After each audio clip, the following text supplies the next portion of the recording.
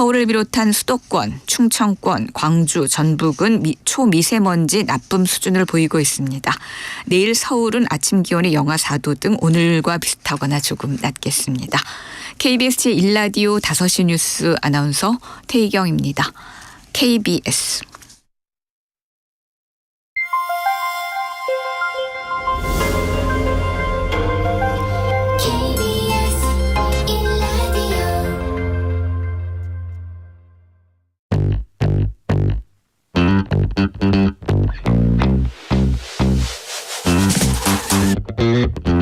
KBS 1라디오 뉴스레터 K.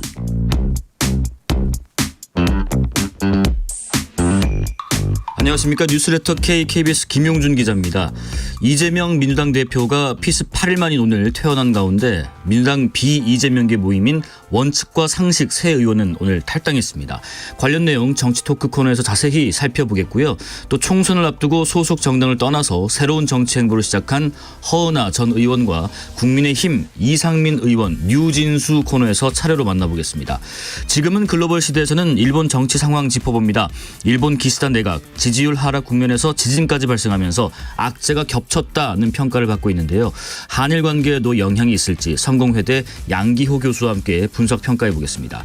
2024년 첫 청취율 조사가 시작됐습니다. 02로 시작되는 전화가 오면 뉴스레터 K라고 대답해 주시면 감사하겠습니다. 청취율 조사 기념 이벤트도 준비했습니다. 방송 중 사연을 보내시면 추첨을 통해서 모두 5분께 치킨 교환권 보내드릴 테니까요. 여러분의 이야기도 많이 들려주세요. 문자 샵 9730 짧은 문자 50원 긴 문자 100원 어플리케이션 콩으로 보내시면 무료입니다. 유튜브 KBS 1라디오 계정 채팅으로도 이야기 나누실 수 있습니다. 뉴스레터 K 지금부터 시작합니다.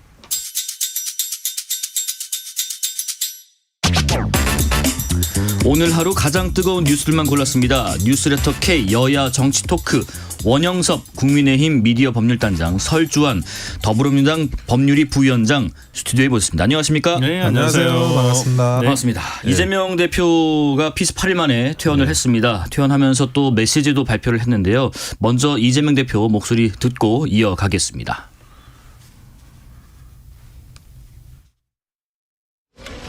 우리 국민 여러분께서 살려주신 목숨이라 앞으로 남은 생도 오로지 국민들을 위해서만 살겠습니다. 이제 증오하고 죽이는 이런 전쟁 같은 정치 이번 사건을 계기로 사라지면 좋겠습니다. 네, 이재명 대표의 이야기 좀 들어봤습니다. 이번 사건이 증오의 정치 또 대결의 정치를 끝내고 서로 존중하고 상생하면 좋겠다 했는데 걸어 나와서 직접 메시지를 발표한 거 보면은 이 대표 상태가 많이 호전된 것 같아 다행입니다. 당무에도 빠르게 복귀하려나요, 부위원장님? 네.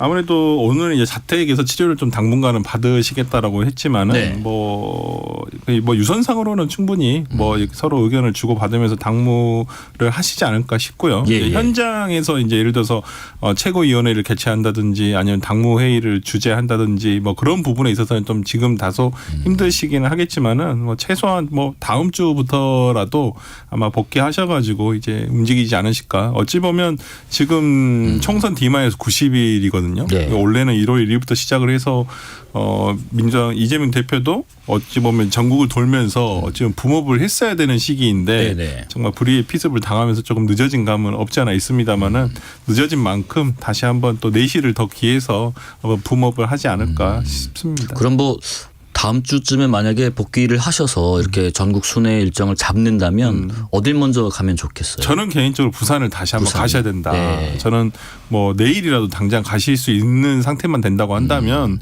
가셔가지고 당시에 오늘 고마움을 표했던 어떤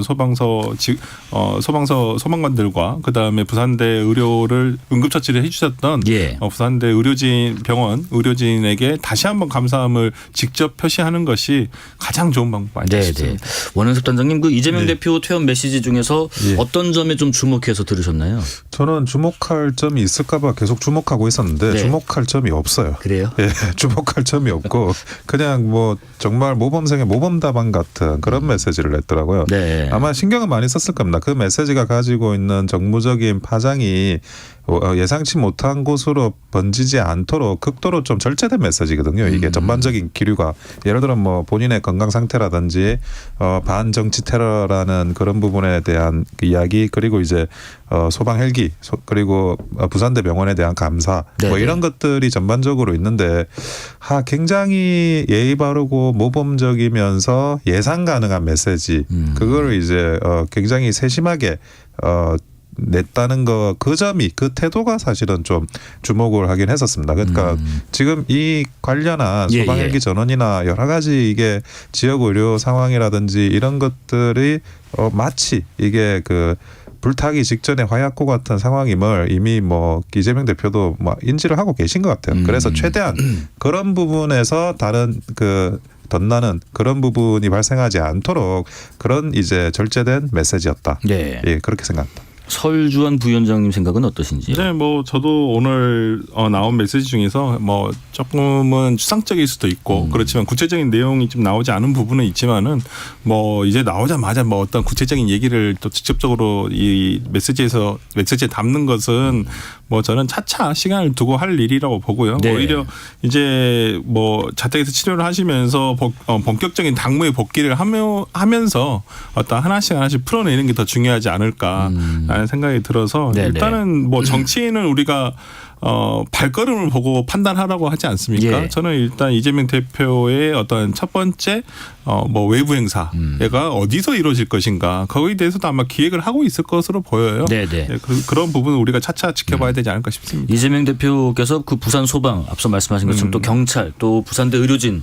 분들에게도 각별한 감사의 말씀을 전한다고 하셨는데 근데 이제 이 대표의 그 서울대병원 전원 과정 또 헬기 이송 뭐 이런 것들이 줄곧 논란이 되어 왔는데 그러면 이제 이 논란은 좀 잦아들까요? 아니면 좀 더 따져볼 부분이 있다고 보세요, 원단장님? 아니 근데 저는 잦아들 것 같지가 않은 네. 게 지금 그 지역의사회 거의 전국의 지역의사회가 다 성명을 냈습니다. 네네. 근데 이게 헬기로 전원해 달라고 하는 그런 환자들의 요청도 한 22분 정도 있으셨다고 하더라고요. 어젠가 뉴스를 보니까. 예. 그러면 이게 그 응급의료 그리고 그 지역 의사회나 지역 병원에 대한 신뢰 이런 거에 대한 근본적인 문제를 제기를 한 거거든요. 지금 이 문제가 쉽지 않은 문제가 될 수밖에 없는 거는 모두가 환자가 될 수가 있어요. 예. 내가 이재명 대표는 뭐 지금 응급 환자가 돼가지고 부산대 병원에서 헬기 타고 서울대 병원 갔지만 그게 내가 될 수도 있는 거예요. 그러니까 우리나라에서 이제 가장 민감한 문제가 군대 문제하고 뭐 입시 문제라고 하잖아요. 네. 지금 뭐 학폭 문제 이렇게 돼 있는데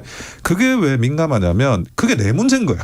나도 군대 가고 나도 수능 쳐야 되고 나도 그 학폭에 시달릴 수 있는 피해자가 될 수 있는 거잖아요. 네. 내가 당사자가 될 수가 있으면 그 문제가 절대 이게 잦아들지가 않는 거예요. 그러니까 이재명 대표가 가지고 있는 게 만약에 아주 특별한 분야에 특별한 사람들만 공유하는 어떤 문제였다 그러면 그게 잦아들 수 있어요.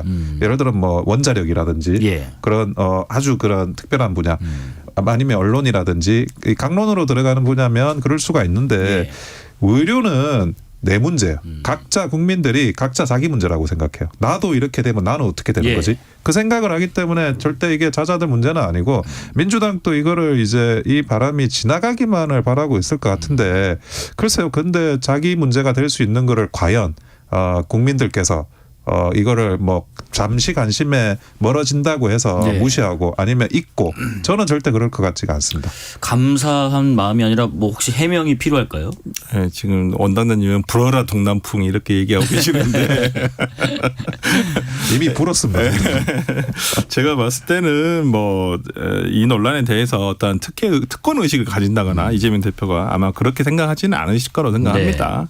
물론 지방 의료가 더욱더 지금보다 견실해져야 되고 어떤 지방에서 수도권으로 오는 이런 현실적인 부분을 어떻게 해소할 것인가에 대해서도 상당히 논의가 돼야 되고 저는 이재명 대표가 어떤 뭐 지방 의료를 무시하거나 폄하해서 그렇게 전원 과정에서 헬기를 이용해서 왔다는 부분 뭐 저는 뭐 야당 대표로서 야당 대표이기 때문에 뭐 했다는 비판이 할 수 있다고 봅니다. 네. 하지만 또 그만큼 중요한 사람이고 그렇기 때문에 어떤 유력한 지도자이고 그렇기 때문에 좀 그렇게 됐던 부분 당시에는 너무 또 응급했지 그러니까 위급한 상황 아니었겠습니까? 예. 그러다 보니까 그렇게 좀 결정이 됐던 부분이기 때문에 국민들께 양해를 구하는 어떤 저는 기회를 가졌으면 좋겠다 생각을 하고 예. 절대 뭐 본인이 정말 특별하다 이렇게 생각을 해서 이렇게 하지는 않았을 거라고 저는 믿고 있습니다. 7712님 정치가 안정을 되찾았으면 좋겠어요. 국민들이 바라보고 있습니다 하셨고 2399님 나라와 정치를 위해서도 더는 불행한 일이 생기지는 않아야겠죠. 다 함께 살자고 하는 정치라는 걸 명심해야 할 것 같습니다라고 의견 주셨습니다. 경찰은 오늘 이재명 대표 피습 사건 수사 결과를 또 발표를 했더라고요. 습격범 김 씨가 단독 범행을 저지른 것으로 결론을 냈고 이 대표의 재판이 연기되는 등 제대로 처벌되지 않는 것 같다. 이재명 대표가 대통령 되는 것을 막으려고 범행을 했다. 이런 이야기도 했다는데 경찰 수사 결과에서 발표에서 좀 주목되는 부분은 어떤 점이 있었습니까? 저는 가장 신경 썼던 부분이 예. 그 단독 범행이냐 아니면 배우가 있느냐 네네. 이게 그 단독 범행인 것 같다고 많은 사람들이 추정을 하긴 했어요. 그리고 이제 현장에서도 공범이라고 볼 만한 그런 사람들은 발견되지 않았고 그렇긴 하지만 이게 배우가 있냐 없냐에 따라 가지고 이 사건의 정치적인 의미가 완전히 달라집니다. 그러면 실행을 누군가는 이제 하는 사람으로서 이 범인이 이제 뭐 행동을 한 거고 그러면 누가 사주를 했느냐에 따라서 그 이야기들이 뭐 말 그대로 우리가 항상 음모론적으로 이야기를 하는 부분이 퍼즐이 딱 맞아버리거든요. 예. 그게 어느 쪽 예를 들어 진보 진영의 음모론이든 보수 진영의 음모론이든 그 음모론에 불을 지필 수 있는 게 이 사건이 단독 범행이냐 배우가 있느냐 그렇죠. 저는 네. 그거였다고 생각을 하는데 근데 경찰에서는 뭐 여러 가지 뭐 본인의 SNS라든지 이런 것까지 뒤져보신 것 같이 이야기를 하더라고요. 그러니까 단독 범행이라는 거는 확인했다라고 하니까 그러면 이제 이 사건의 크기는 이제부터는 좀 줄어드는 겁니다. 예, 물론 이제 야당 대표를 그 습격했다는 점에서 살인 미수는 분명하고 뭐 형사적이든 정치적이든 이재명 대표의 쾌유를 바란다는 점에서 다 동일한 이야기인데 이게 만약에 뭐 배우가 있다 그러면 반민주적인 반헌법적인 세력이 어딘가에서 암약하고 있는 거거든요. 예. 그거를 반드시 발본색원해야 되는 그런 문제가 또 생깁니다. 그런데 그 부분은 아니라고 지금 보여지는 것 같아요.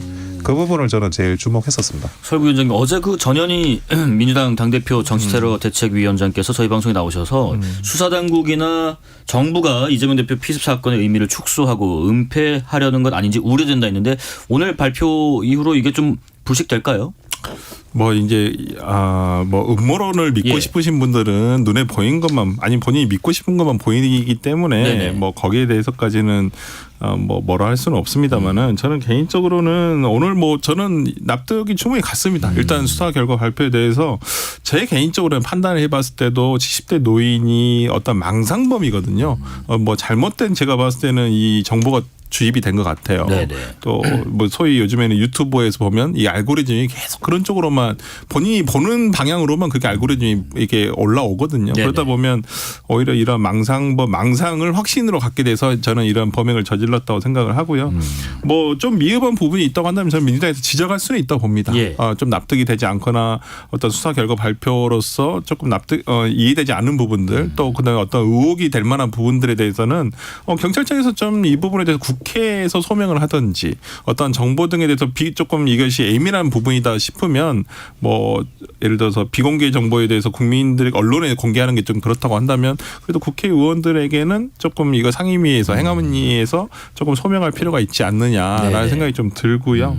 어찌됐든 간에 정치권에서도 이번에 좀 생각을 해봐야 된다. 이러한 정치 혐오 정치를 오히려 가져오는 것들이 예. 이러한 망상범들을 또 양산할 수도 있거든요. 그러니까 저는 오히려 이번 부분에서 좀 정치권에서 좀 고민해봐야 될 부분이라고 보여요. 그러니까 우리가 소위 그 트럼프 대통령 때 의회를 습격했던 미국의 어찌 보면 다수거든요. 다중이에요. 네. 그 사람들이 갑자기 의회에 쳐들어가가지고 정말 경비를 하고 있는 경찰관도 살해를 하고 오히려 의회를 점령하는 그런 사태까지 벌어졌거든요.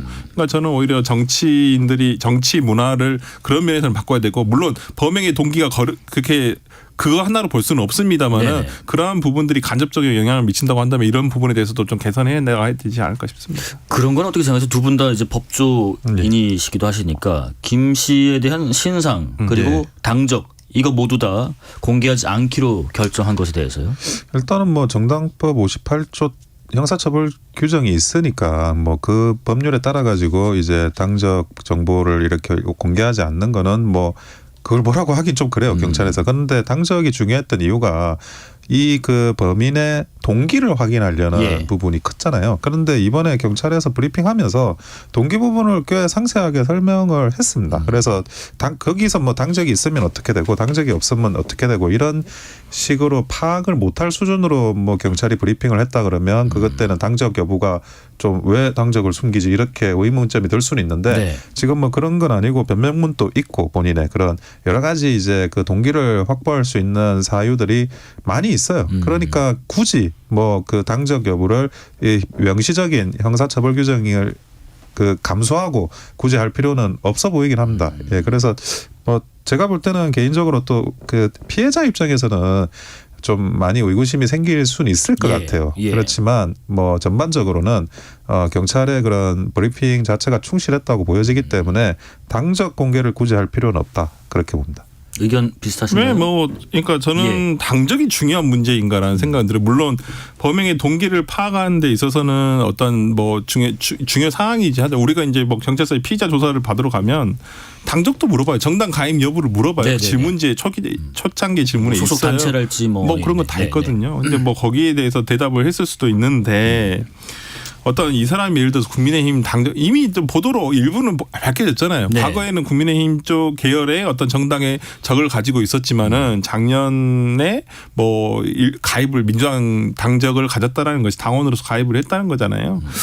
그런 것들이 어떤 이 사람이 지금 나타나고 있는 것은 당적보다는 네. 그러니까 이재명 대표에 대한 망상 그걸 분노로서 표출하고 그걸 살해를 해야 되겠다는 어떤 망상을 가졌다는 부분이거든요. 증오 범죄예요. 그렇기 때문에 예를 들어서 국민의힘 계열의 어떤 보수 정당에 당적을 가졌다 해서 보수 정당에서 보냈겠습니까? 그 사람이 보수 정당을 대표하는 사람도 아닐 것이고 예. 그렇다고 한다면 진짜 문제가 커지는 것이고요. 이제 저는 그렇지는 않다라고 보기 때문에 저는 뭐 당적 공개 여부가 중요한가라는 생각을 합니다만은 뭐 공개했었어도 저는 그렇게 큰 반향이 있었을까라는 생각을 합니다. 김한수님께서요. 한 사람의 혐오감으로 일어난 사건일 텐데 이것을 다시 진영을 나눠서 본다면 또 다른 갈등이 시작되리라 봅니다라는 의견을 주셨고요. 좀 말씀 뭐 의견 주신 것처럼 총선을 앞두고 지금 각 진영의 지지자분들 점점 과열될 수밖에 없는 상황일 것 같은데 혹시 당 차원에서 이런 것들을 조금 진정시킬 방안이 있을지 아니면 총선 전국이다 보니까 어쩔 수 없이 뭐 상대당을 겨냥해서 똘똘 뭉칠 수밖에 없을지요, 원단장님.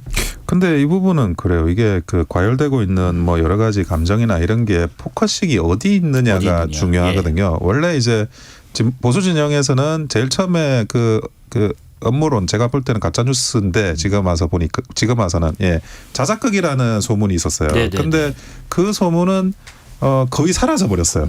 예, 그런 업무론들은 아마 실제로도 보수 진영 내에서 사라졌고 헬기 이송 전원 문제로 지금 그 이슈가 전부 옮겨갔거든요. 예. 그러니까 근데 헬기 이송 전원 문제는 사실은 이게 지역 의료나 이런 거하고 연계돼 있는 공적인 부분이 커가지고 네. 그거에 대해서 논의를 하지 말자라는 그런 주장 자체는 오히려 좀 공공에 위배되는 주장이 될 수도 있어가지고 지금은 보수 진영 내에서의 쟁점은 옮겨갔습니다. 네. 예. 근데 다시 말하지만 이제 그 진보 진영 내부에서는 그럴 만한 입장이 못 되는 게 피해자가 이제 이재명 대표잖아요. 그러니까 그러면 누가 왜 이런 문제를 만들었고 아까도 말씀드렸지만 배우는 누구고 그게 어떤 거대한 계획 속에 진행되는 게 아닌가에 대한 그런 이제 업무로는 생길 수밖에 없어요. 생길 네. 수밖에 없는 것 같아요. 제가 볼 때도. 그렇기 때문에 오히려 뭐 보수 진영의 그런 이제 업무론보다 진보 진영의 업무론이 어떻게 갈무리가 돼야 되는지로 지금 쟁점이 옮겨갔다고 저는 보여집니다. 그러니까 뭐 음모론이라 그러니까 보수 진영에서의 제일 처음에 요즘 유튜버가 문제예요. 보니까 뭐 나무젓가락이라느니 뭐 그런 뭐 자작극이라느니 뭐 별말이 다 있었죠. 물감이라느니 뭐. 네, 뭐 많았었는데 저는 좀 그건 정치권에서 좀 자제를 시켜야 돼요. 그런 예를 들어서 가짜 뉴스를 배포하는 자신의 진영을 이렇게 옹호하는 유튜버에 대해서도 좀 과감하게 얘기를 할 필요가 있어요. 네. 그러니까 지지자들은 진짜 그 실제 그 고령층이라든지 이런 분에서 그러니까 진보 진영이라든지 보수 진영을 가리지 않고 진짜 그 유튜버 많이 보시거든요. 네. 근데 그런 걸 계속 보다 보면 그렇게 믿게 돼 있습니다. 그러니까 저도 아마 계속 보다 보면 믿을걸요. 아마 근데 이제 근데 이런 뉴스나 공적인 매체에서 나오는 얘기를 듣지 않고 그렇기 때문에 저는 그런 부분에 대해서 자신을 옹호하는 진영에 대해서도 그런 유튜버에 대해서도 상당히 좀 단호한 조치가 필요하지 않나라는 생각이 들고요. 네. 뭐 이제 이재명 대표가 아무래도 피해자다 보니까 진보 진영이라든지 민주당에서는 이 경찰 수사 결과만을 발표를 가지고 조금 미진하다라고 생각할 수는 있겠지만은 이걸 곧 공권력의 불신으로 가져가면 안 된다는 거예요. 그러니까 예. 민주당에서 검찰 개혁을 하면서 검찰의 수사권을 뺏어야 된다. 이걸 경찰한테 줘야 된다라고 하면서도 이런 어떤 구체적인 사안 개개별 사안에서 그러면 경찰 수사도 못 믿겠다. 이렇게 얘기를 해버리면 나중에 민주당이 그러면 도대체 대한민국에서 수사는 누가 해야 되나요? 검찰도 안 되고 경찰도 못 믿겠고 그럼 또 누가 해야 되는지. 예. 그러니까 오히려 자가당착에 빠질 수가 있어요. 그러니까 이런 부분에 대해서는 요구는 하되 경찰의 수사가 더욱더 충실하게 되기를 요구는 하되 이걸 가지고 지지자들에게 경찰 이거 못 믿겠다 이런 식으로 어떤 민주당에서 공적인 발언을 하면 안 된다는 거예요. 그 부분은 참 경계를 해야 된다고 봅니다. 이번 사건과는 좀 별개지만은 병상에 계신 동안 이런 논란도 있었습니다. 성희롱 발언으로 물의를 빚은 현근택 민주연구원 부원장의 징계 수위를 두고 이재명 대표께서 정성호 민주당 의원과 나눈 대화가 포착돼서 논란인데요. 정 의원께서는 방송에서 자주 나는 이재명 대표 측근이 아니다라고 했지만 꼭 그렇지는 않나 생각이 듭니다. 탈당을 선언한 이원욱 의원은 이것이 바로 사당화의 증거를 보여준 사례라고 지적하기도 했는데 당직이 없는 정 의원과 당대표께서 당무 관련 논의를 하는 것이 뭐 그럴 수도 있다. 혹은 이건 뭐 지적사항이다. 어떻게 생각하세요? 저는 그 원칙과 상식에서 예. 오죽했으면 탈당했을까 싶더라고요. 아니 이렇게 당직이 없는 사람하고 이런 그 중요한 핵심 현안이거든요. 네네. 이런 핵심 현안을 논의한다라는 게 그게 완전히 뭐 공당이 아니라 사당의 모습이지 않습니까? 정당에서 제일 중요한 게 인사거든요. 예. 그러니까 누구를 이제 공천 주느냐 아니면 누구를 징계하느냐. 사실 나머지는 뭐 정책이나 이런 것들은 중요하지만 모든 사람들이 관심 두는 거는 결국 인사예요. 예. 인사인데 그 인사를 지금 그 정성호 의원하고 당직이 없는 그리고 뭐 윤리위도 아닌 이재명 대표가 그분하고 상의를 한다는 거잖아요. 근데 한번 보시자고. 이재명 대표 뭐 당무 복귀한다고 뭐 하니 많이 하지만 아니 당무 복귀한 거죠. 지금 당에서 제일 중요한 누굴 징계를 어떻게 하느냐를 지금 누구하고 상의한다는 것 자체가 당무 복귀 실제로 하신 거잖아요. 네네. 그런데 그 당무 복귀의 시작이 이런 그 공당의 모습이라고 도저히 볼 수 없는 이런 그 사당화된 모습으로 당무에 사실은 복귀를 한 거예요. 그래서 뭐 혹자들은 이제 우스갯소리로 박근혜 대통령은 복귀하면서 대전은요라고 하고 우리 그 이재명 대표는 현건택은요 뭐 이렇게 복귀했다는 그런 이제 우스갯소리도 하는데 근데 이런 식으로 사당화돼 있다. 그러면 그 원칙과 상식 그분들이 탈당을 하는 건 정상적인데 그 한 분 윤영찬 의원은 왜 탈당 안 했는지 하다가 뭐 말았는지 모르겠지만 예. 저는 뭐 이 부분과 관련해서는 민주당의 현 주소가 지금 참 막 형언하기가 어려울 정도입니다. 그래도 한번 형언을 해주세요. 네, 뭐 커버 쳐줘야죠. 예. 설전 부원님. 네, 저는 이제 그 아무래도 그러니까 대표와 가까운 의원에 대해서 물어볼 수 있다고 봐요. 그러니까 의견을 구하는 것이죠. 네. 저는 그런 차원이었다고 생각하고 정성호 의원도 이제 본인이 중진이다 보니 사선 중진이다 보니 아무래도 이재명 대표보다는 훨씬 더 의회 기간도 의원으로서도 뭐 상당히 오랫동안 했었고 활동을 했었기 때문에 그런 부분에 대해서 당에서 보통 이런 경우에 이렇게 처리를 하는 것이 통상적이다라는 부분에 대해서 얘기를 했던 것 같고요. 네네. 그렇다 손 치더라도 이것은 약간 부적절한 것은 사실입니다. 그러니까 이게 특히나 이게 찍히지 않아야 될 문자 내용이 찍혀버린 거예요. 네. 어찌 되었건 간에 정말 뭐 윤석열 대통령도 체리 따봉으로 해서 정말 1년 전에 생각해 보면 뭐 진짜 이준석 대표를 축출하는 그 과정 정말 진통을 겪지 않았습니까? 근데 민주당에서도 이런 어떤 문자가 찍혀버렸다는 사실이 공개가 됐다는 사실이 어쨌든 간에 조금 이런 사당화라든지 아니면 왜 이런 걸 당대표가 그러면 이제까지 자주유지했던 거야? 아니면 당대표의 어떤 의사가 그렇게 투영이 많이 되는 거야? 라고 어떤 오해를 불러일으킬 수 있는 것이기 때문에 어쨌든 좀 부적절하고 저도 정성호 의원님 저 항상 방송 라디오 나온 모니터링 하는데 네네. 그럼 본인 요즘 이재명 대표가 자기 말도 잘 안 듣고 뭐 이렇게 측근이 아니다, 좌장 아니다 이렇게 얘기하셨거든요. 네네. 근데 이번에 다 드러나 버렸어요. 최측근이시고 정성호 의원님한테 잘 보여야 되겠어요. 권칠승 그 의원께서도 가까운 사람들끼리 현안에 대해서 개인적인 의견을 주고받을 수 있다고 생각한다라고 말을 근데 이제 거기 했는데. 저는 문자 내용 중에서 조금 더 충격적이었던 건 당대표의 엄중 경고가 아무것도 아니라는 것을 이제 여실히 드러나 버린 거예요. 예. 거기에 보면 뭐 당대표 엄중 경고 차원에서 뭐 아무 상관없습니다. 뭐 이렇게 얘기를 하셔버렸잖아요. 중진 의원께서. 네네. 그러니까 이제 앞으로는 뭐 당대표가 엄중 경고를 하더라도 이건 아무것도 아니구나. 이게 돼버렸어요. 그래서 그런 차원에서 참 이런 것들은 참 부적절한데 네네. 라고 저는 생각이 듭니다. 민주당 내 혁신그룹 원칙과 상식 김종민, 이원욱, 조응천 이 세 의원분들께서 오늘 탈당을 선언했습니다. 기자회견 현장 우선은 김종민 의원 목소리 듣고 이어가겠습니다. 우리는 오늘 민주당을 떠나 더 큰 민심의 바다에 몸을 던집니다. 한국 정치에 이익이 있습니다. 이게 정치입니까? 이것이 어찌 정치입니까? 이의가 있으면 반대 토론을 해야 합니다. 토론과 설득이 없는 정치가 어디 있습니까? 토론과 설득이 없는 정치도 있습니까? 자, 목소리 듣고 왔고요. 세 분이 일단 탈당 선언을 결국 했습니다. 설 부위원장님, 당내 분위기는 어떤가 궁금한 게 지금 뭐 더 이상의 분열을 막아야 한다 할지 아니면 공천 투정이다라고 평가절하할지 원칙과 상식 이분들에 대해서 김용민 의원은 원칙과 상식 물음표, 공천과 탈당이다라고 SNS 통해서 일갈하게 됐습니다. 뭐 나가신 분들이니까 굳이 같이 같은 밥을 먹었던 의원에 대해서 그렇게 폄하를 할 필요가 있을까라는 생각은 저는 개인적으로 들어요. 국민의힘도 마찬가지고 지금 민주당도 마찬가지고 똑같은 스탠스예요. 어떤 그 이준석 네. 신당, 그다음에 원칙과 상식의 출당. 저는 오히려 이거 탈당했다기보다는 출당 당했다고 보이거든요. 네. 그러니까 아무도 잡으려고 하지를 않았어요. 물론 개개 의원들은 제가 어저께 조홍천 의원 출판기자회가 국회에서 있어가지고 저도 다녀왔습니다마는 굉장히 민주당의 많은 의원들께서 오셔가지고 뭐 축사도 해주시고 또 김영진 의원도 있어요. 네. 이재명 대표의 최측근이라고 하는 네네. 김영진 의원도 오셔가지고 탈당을 만료하기 위해서 왔다. 그리고 이소영 의원님도 본인은 정말 탈당을 만료하기 위해서 왔다라고 얘기를 하실 정도로 민주당에서도 이렇게 많은 분들이 이렇게 개개별로 의원들께서는 만류를 했었지만은 네네. 당 대표라든지 물론 이재명 대표가 병상에 있었기 때문에 어떤 직접적인 얘기를 할 수는 없었습니다만은 어쨌든 간에 휴대전화를 이용해서 유선상으로는 충분히 소통이 가능했었을 수도 있는데 네.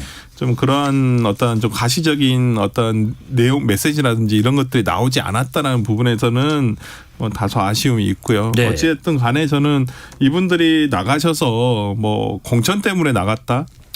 뭐 아예 부정은 못 하겠어요. 솔직히 말씀드리면 네. 오늘 유영찬 의원 일도 있고 그렇기 때문에 뭐 여기에 대해서 다 부정을 못 하겠지만은 어찌됐든 간에 지금까지 일관되게 계속 얘기를 했던 부분이 있거든요. 네네. 당내 민주주의라든지 당내에서 다른 이견에 대해서 포용하지 못하는 부분에 대해서 조금 아쉬움을 스스로들 나타내고 있었기 때문에 그거 나가셔서 저는 또 건승을 빌어요. 네. 그러게 그 말씀하신 것처럼 원칙과 상식 4인방이었는데 탈당은 3인방이었고요. 윤영찬 의원께서 막판에 뜻을 바꿔서 당에 남기로 했다고 하면 SNS 통해서 뭐 그 이유를 간략히 설명하긴 했지만은 윤 의원께서 이렇게 남기로 결정한 이유는 뭐라고 예상하세요? 제가 볼 때는 그 현근택 예비후보로 지금 뛰고 있잖아요. 예. 그분이 지금 성희롱 사건, 네네네. 지금 우리 그 이재명 대표하고 정성호 의원하고 당무를 개시한 그 사건의 영향인 것 같아요. 현근택 그 예비 후보가 이제 공천을 못 받을 가능성이 성희롱 사건으로 커지니까 그러면 이제 윤영찬 의원은 자기가 그러면 공천받을 가능성이 더 커지는 거 아니냐. 뭐 이런 판단을 하지 않았을까 추측이에요. 네네네. 이거는 이런 상황을 가지고. 그런데 저는 뭐 그렇게 생각하지 않는 게 이게 뭐 기본적으로 그렇다고 해서 윤영찬 의원이 그동안 뭐 계속 원칙과 상식 이래가지고 4인방 해가지고 계속 그랬는데 현근택 변호사가 뭐 공천 경쟁에서 탈락한다고 한들 뭐 새로운 새로운 이제 친명계 그러면 그 인물이 와가지고 공천을 경쟁하지. 네네. 윤영찬 의원이 그러면 다시 공천 구도에서 유리하게 선다. 저는 그렇게는 도저히 생각이 안 들거든요. 그래서 사실은 뭐 개인적으로 볼 때는 윤영찬 의원이 약간 정무적인 실수를 하신 것 같아요. 지금 4인방으로 해가지고 나가셔야 예. 그 과정에서 이제 뭐 이낙연 신당으로 가든 뭐 또 어떤 신당이 될지 모르겠지만 그래도 제일 먼저 이니셔티브를 가지고 그 4인방이 뭐라도 할 수가 있는 거거든요. 그래서 이렇게 왔다 갔다를 하면 미화되는 경우가 정치판에 굉장히 많습니다. 예. 그러니까 조금 이제 상황이 좋아지든 나빠지든 큰 틀에서 흐름을 그냥 맞춰서 가야 되는 게 맞지 않았나 싶고. 네. 글쎄요. 저는 뭐 윤영찬 의원이 뭐 어차피 엎질러진 물이고 지금 와서 다시 탈당하겠다고 나올 수도 없는 거니까 잘 한번 해보시길 바라는. 두 의견이 있네요. 6835님께서는 선거 때만 되면 탈당하는 모습 보기 좋지는 않습니다 하셨고 8144님은 마음을 읽으셨나요? 윤영찬 의원의 잔류는 공천 때문 아닌가요? 한 인사의 성의혹 문제로 공천 가능성이 있으니까 원칙과 상식 세분과 결별한 것 같은데 어떤 명분으로 출마를 하려는지 이해할 수 없습니다. 이런 의견을 주시네요. 뭐 현역 의원이니까 예. 해당 지역구에 현역 의원이니까 뭐 출마를 하는 거야 명분이야 뭐. 근데 뭐 그냥 현역 의원이니까 가능하죠. 네네. 근데 이제 윤영찬 의원이 저도 뭐 몰랐는데 초선이시더라고요. 그래서 뭐 남들은 초선이시잖아요. 네, 남들은 다들 뭐 재선 이상으로 생각하는데 선수가 좀 돼 보이시네요. 초선이세요. 네네. 근데 자, 이제 뭐 네. 그런 얘기가 있는데 저도 참 아쉬워요. 그러니까 정치는 명분에 죽고 명분에서 하는 건데 네. 제가 봤을 때도 저는 뭐 연서 변호사님 뭐 판단에 대해서 뭐 아까 말씀하신 개인적인 의견이 뭐 거의 정치권에서는 그게 거의 뭐 정설화돼 있잖아요. 그렇기 때문에 윤영찬 의원도 아마 이런 비판에 대해서 알고 있었을 거예요. 근데 다만 제가 윤영찬 의원을 조금 이해하는 측면에서 이게 저도 이제 들은 얘기입니다만은 네네. 전에 들은 얘기입니다만은 굉장히 고민을 많이 하셨다. 이 탈당 부분과 관련해 가지고 이 원칙과 상식 네 분 중에서도 가장 고민을 많이 하셨고 정말 괴로워하셨다 그랬어요. 주변에서는 너무나 말리고 네. 또 그 주변에 있는 자기 뭐 지인들이라든지 거기서 자기 지지자들은 하지 말아라. 그렇게 얘기도 하고 진짜 본인 혼자 너무나 고통의 시간을 많이 보내셨다고 하더라고요. 네. 그래서 근데 이제 우연찮게 또 이제 현 변호사 이 사건이 터져 버리니까 뭐 아무래도 고려를 안 하지는 않았겠죠. 네, 저도 네. 그렇게 생각합니다. 뭐 관련해서 원칙과 상식 분들 앞으로 어떻게 행보를 할지 등등의 이야기는 내일 조홍천 의원실의 조현욱 부장관과 이 시간에 이야기 나눠보겠습니다. 국민의힘 소식도 좀 보겠습니다. 한동훈 그 비상대책위원장이 이런 제안을 했더라고요. 재판 중인 국회의원이 금고형 이상형을 확정하는 경우 재판 기간 동안 세비 전액을 반납하도록 할 것이다. 아무리 민주당이더라도 이 제안을 거절하기 어려울 것이라고 본다라면서 법안 발의를 준비하겠다고 했는데 민주당에서 이 제안을 수용할지요, 원장님?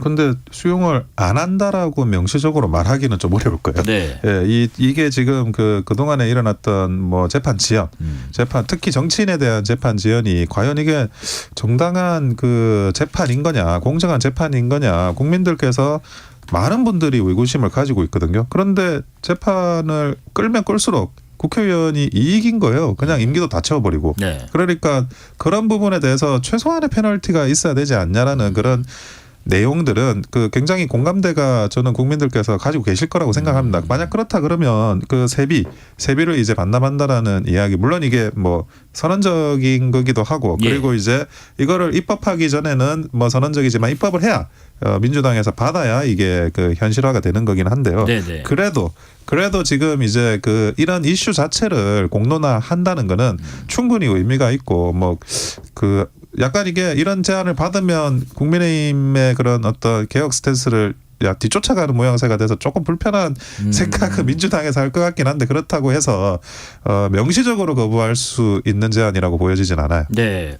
그 여러 가지 제안을 할 수가 있을 텐데 한동훈 위원장이 왜 이 제안을 했을까요? 이재명 대표 때문에 하신 그렇습니까? 거잖아요. 한동훈이. 네. 그러니까 너무 보여요. 너무 물론 이게 나쁘다는 건 아니에요. 네네네. 검토해 볼 만한 어떤 긍정적으로 검토해 볼 만한 내용이긴 하지만은 저는 이게 꼭 이재명 대표를 겨냥해서 하는 어떤 좀 한동훈 비대위원장의 어떤 좀 발언이 아닌가 제시가 아닌가 싶어서 네네.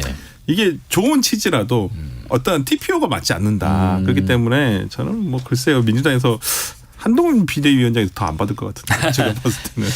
두 분이 법조인이시니까 마지막으로 이 질문 좀 드리면서 마무리해 볼게요. 총선 앞두고 지금 뭐 현직 검사분들 또 판사분들 뭐 줄줄이 총선 출마를 위해서 사표를 던지고 있던데 뭐 직전까지 재판이나 수사를 하던 판검사가 총선에 직행하는 게 부적절하다 이런 의견도 있고요. 반대로 뭐 피선거권 보장해야 한다는 의견도 있고요.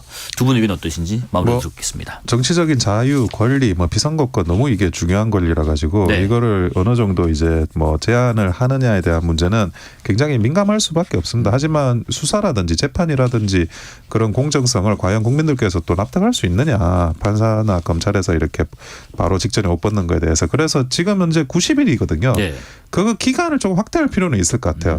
120일 또는 150일 정도. 네. 저는 한 150일 정도가 괜찮아 보이는데 그래야지 그 사건하고 좀 심리가 멀어지는 건데 그게 아니라 뭐 이렇게 뭐 직전에 뭐 90일 남겨놓고 이렇게 하면 지금 90일이라는 게 1월인데 1월이면 뭐 민주당도 그렇고 국민의힘도 그렇지만 공관위 구성하는 시점이에요. 네네. 지금 공관위가 뭐 공관위원장까지 돼 있고 민주당은 거의 구성이 끝났고 그러니까 이 시점에 한참 이제 그 총선 열기가 불붙는 시점에서 옷을 벗으면 그만큼 더 좀 오해를 받으니까 적어도 90일보다는 좀 확대할 필요가 있을 것 같습니다. 네, 설 부위원장님. 그러니까 이게 정치적 중립성이 어느 직역보다도 가장 고도로 요구되는 어떤 공무원의 분야예요. 그렇죠. 그런데 이렇게 그냥 오히려 지금은 황운하 의원 케이스가 있다 보니 사직서 안 받아도 그냥 수리는 안 되더라도 그냥 던져버리고 나가버리거든요. 네. 굉장히 문제가 있는 거예요. 특히나 저는 국민의힘 장동혁 의원이 판사 시절에 판사 일주일 전까지 보궐선거로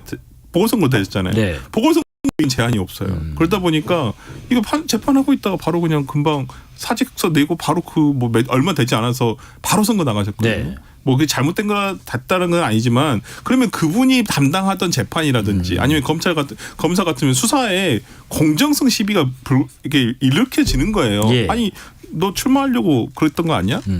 폐양성 시비에서 벗어날 수가 없기 때문에 저는 원장님이 말씀대로 뭐 이걸 제한할 수는 없겠습니다만은 기간을 150일보다는 180일, 딱 6개월 정도 해가지고 좀 공정성 시비가 일어나지 않게끔 하는 게 맞지 않나 싶고 저는 그 판례가 나와 있으니까요. 그 사직서 수리 부분이라든지 이런 부분에서 좀 입법적으로 좀 해결해야 되지 않나 싶습니다. 여기까지 말씀 듣겠습니다. 원영섭 국민의힘 미디어 법률단장, 설주환 민주당 법률위 부위원장이었습니다. 고맙습니다. 네, 감사합니다. 실시간 교통정보 알아보겠습니다. 교통정보센터 유하영 씨 나와주세요.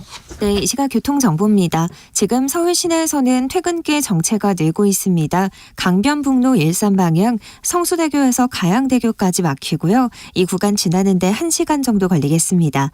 올림픽대로 공항 쪽으로 성수대교에서 노량진 수산시장까지 밀리고요. 더 가서 여의하류부터 가양대교까지 속도 떨어집니다.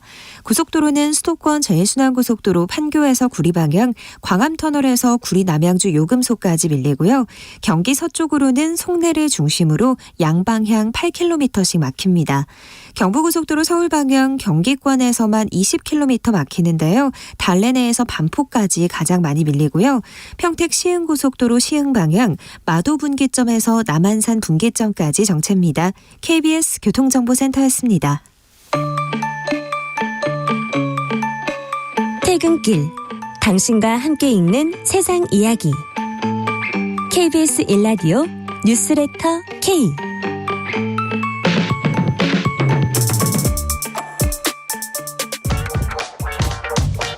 뉴스의 진수를 보여주는 인터뷰 뉴 진수 뉴스의 진수를 보여주는 인터뷰 뉴진수. 양당의 진흙탕 정치, 양자택일을 강요하는 정치를 끝내겠다며 이준석 전 대표와 함께 새롭게 당을 만들기로 한 분입니다. 가칭 개혁신당 허은하 공동창당준비위원장 전화로 연결돼 있습니다. 위원장님 안녕하세요. 네, 안녕하세요. 개혁신당의 허은하입니다. 네, 이제 캐치프레이즈가 바뀌셨네. 개혁신당의 허은하. 탈당 기자회견 여신 지 일주일 정도 지났더라고요. 일주일 어떻게 네네. 보내셨어요? 뭐 백수 과로사 한다고 매일 좀 알차게 네. 바쁘게 지내고 있고요. 네. 의원직을 사퇴하면 좀 하루 이틀은 집에 좀 누워서 좀 보내려고 했는데 전혀 짬이 좀 안 나고 있습니다. 아, 네네. 늦잠도 좀 자보려고 했는데 매일 7시에 아침 회의로 업무 시작하고 있고요.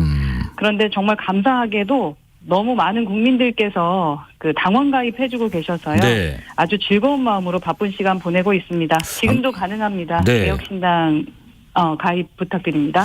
안 그래도 지금 7821님께서 기득권 정치가 네네. 아닌 국민을 위하는 정치를 하는 새 3정당 꼭 탄생하길 바랍니다라는 덕담도 해주셨습니다. 감사합니다. 꼭 그렇게 하겠습니다. 예, 지난주에 그 탈당 기자회견문은요, 근데 좀 많이 무겁게 다가왔거든요. 뭐 당을 떠나야겠다는 결심을 내리게 된 결정적인 터닝 포인트는 뭐였을지요? 그게 딱 한 가지 터닝 포인트가 있었다고 네. 하면 좀 거짓말일 것 같고요. 네네. 그렇게 욱해서 뭐 결정한 탈당은 아니니까.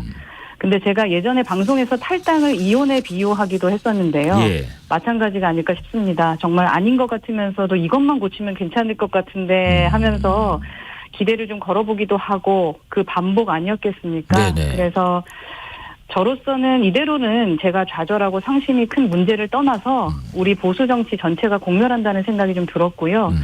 가만히 지켜보는 뭐 국민에 대한 예의도 아니고 책임 있는 행동도 아니라고 생각했습니다. 네. 예를 들어서 뭐 더 이상 좀 말뿐인 정치 좀 하고 싶지 않았고, 그리고 또 성역에 맞서서 할 말도 못하는 입법기관이라는 의미 없다고 생각했고요. 법안도 뭐 당론으로 결정이 되면은 의원들이 다 나가서 투표 거부하는 거, 그 또한 민주적이지 않다라는 생각도 있었습니다. 네네. 여하튼 그래서 제가 가진 몇 안 되는 것을 좀 던지면서라도 결심을 하게 된 것 같습니다. 그중에서도 이제 위원장님께서는 21대 국회 국민의힘 비례대표 의원이었기 때문에 탈당과 동시에 의원직 배지도 내려놓게 되셨는데 네. 의원직을 내려놓는 것도 사실 쉽지 않았을 것 같거든요. 어떤 마음이셨어요? 먼저 많은 분들께서 네. 대단한 결단처럼 좀 말씀을 해주셔서 정말 감사하다는 생각이 듭니다. 네네. 그리고 사실 저 개인적으로는 직에 연연하거나 하지는 않았었어요. 그러니까 배지 던지는 것 자체가 큰일은 아니었다. 그래서 칭찬 들을 때마다 좀 얼떨떨한 면도 있었습니다. 네. 왜냐하면 그 배지는 국민들께서 주신 거니까.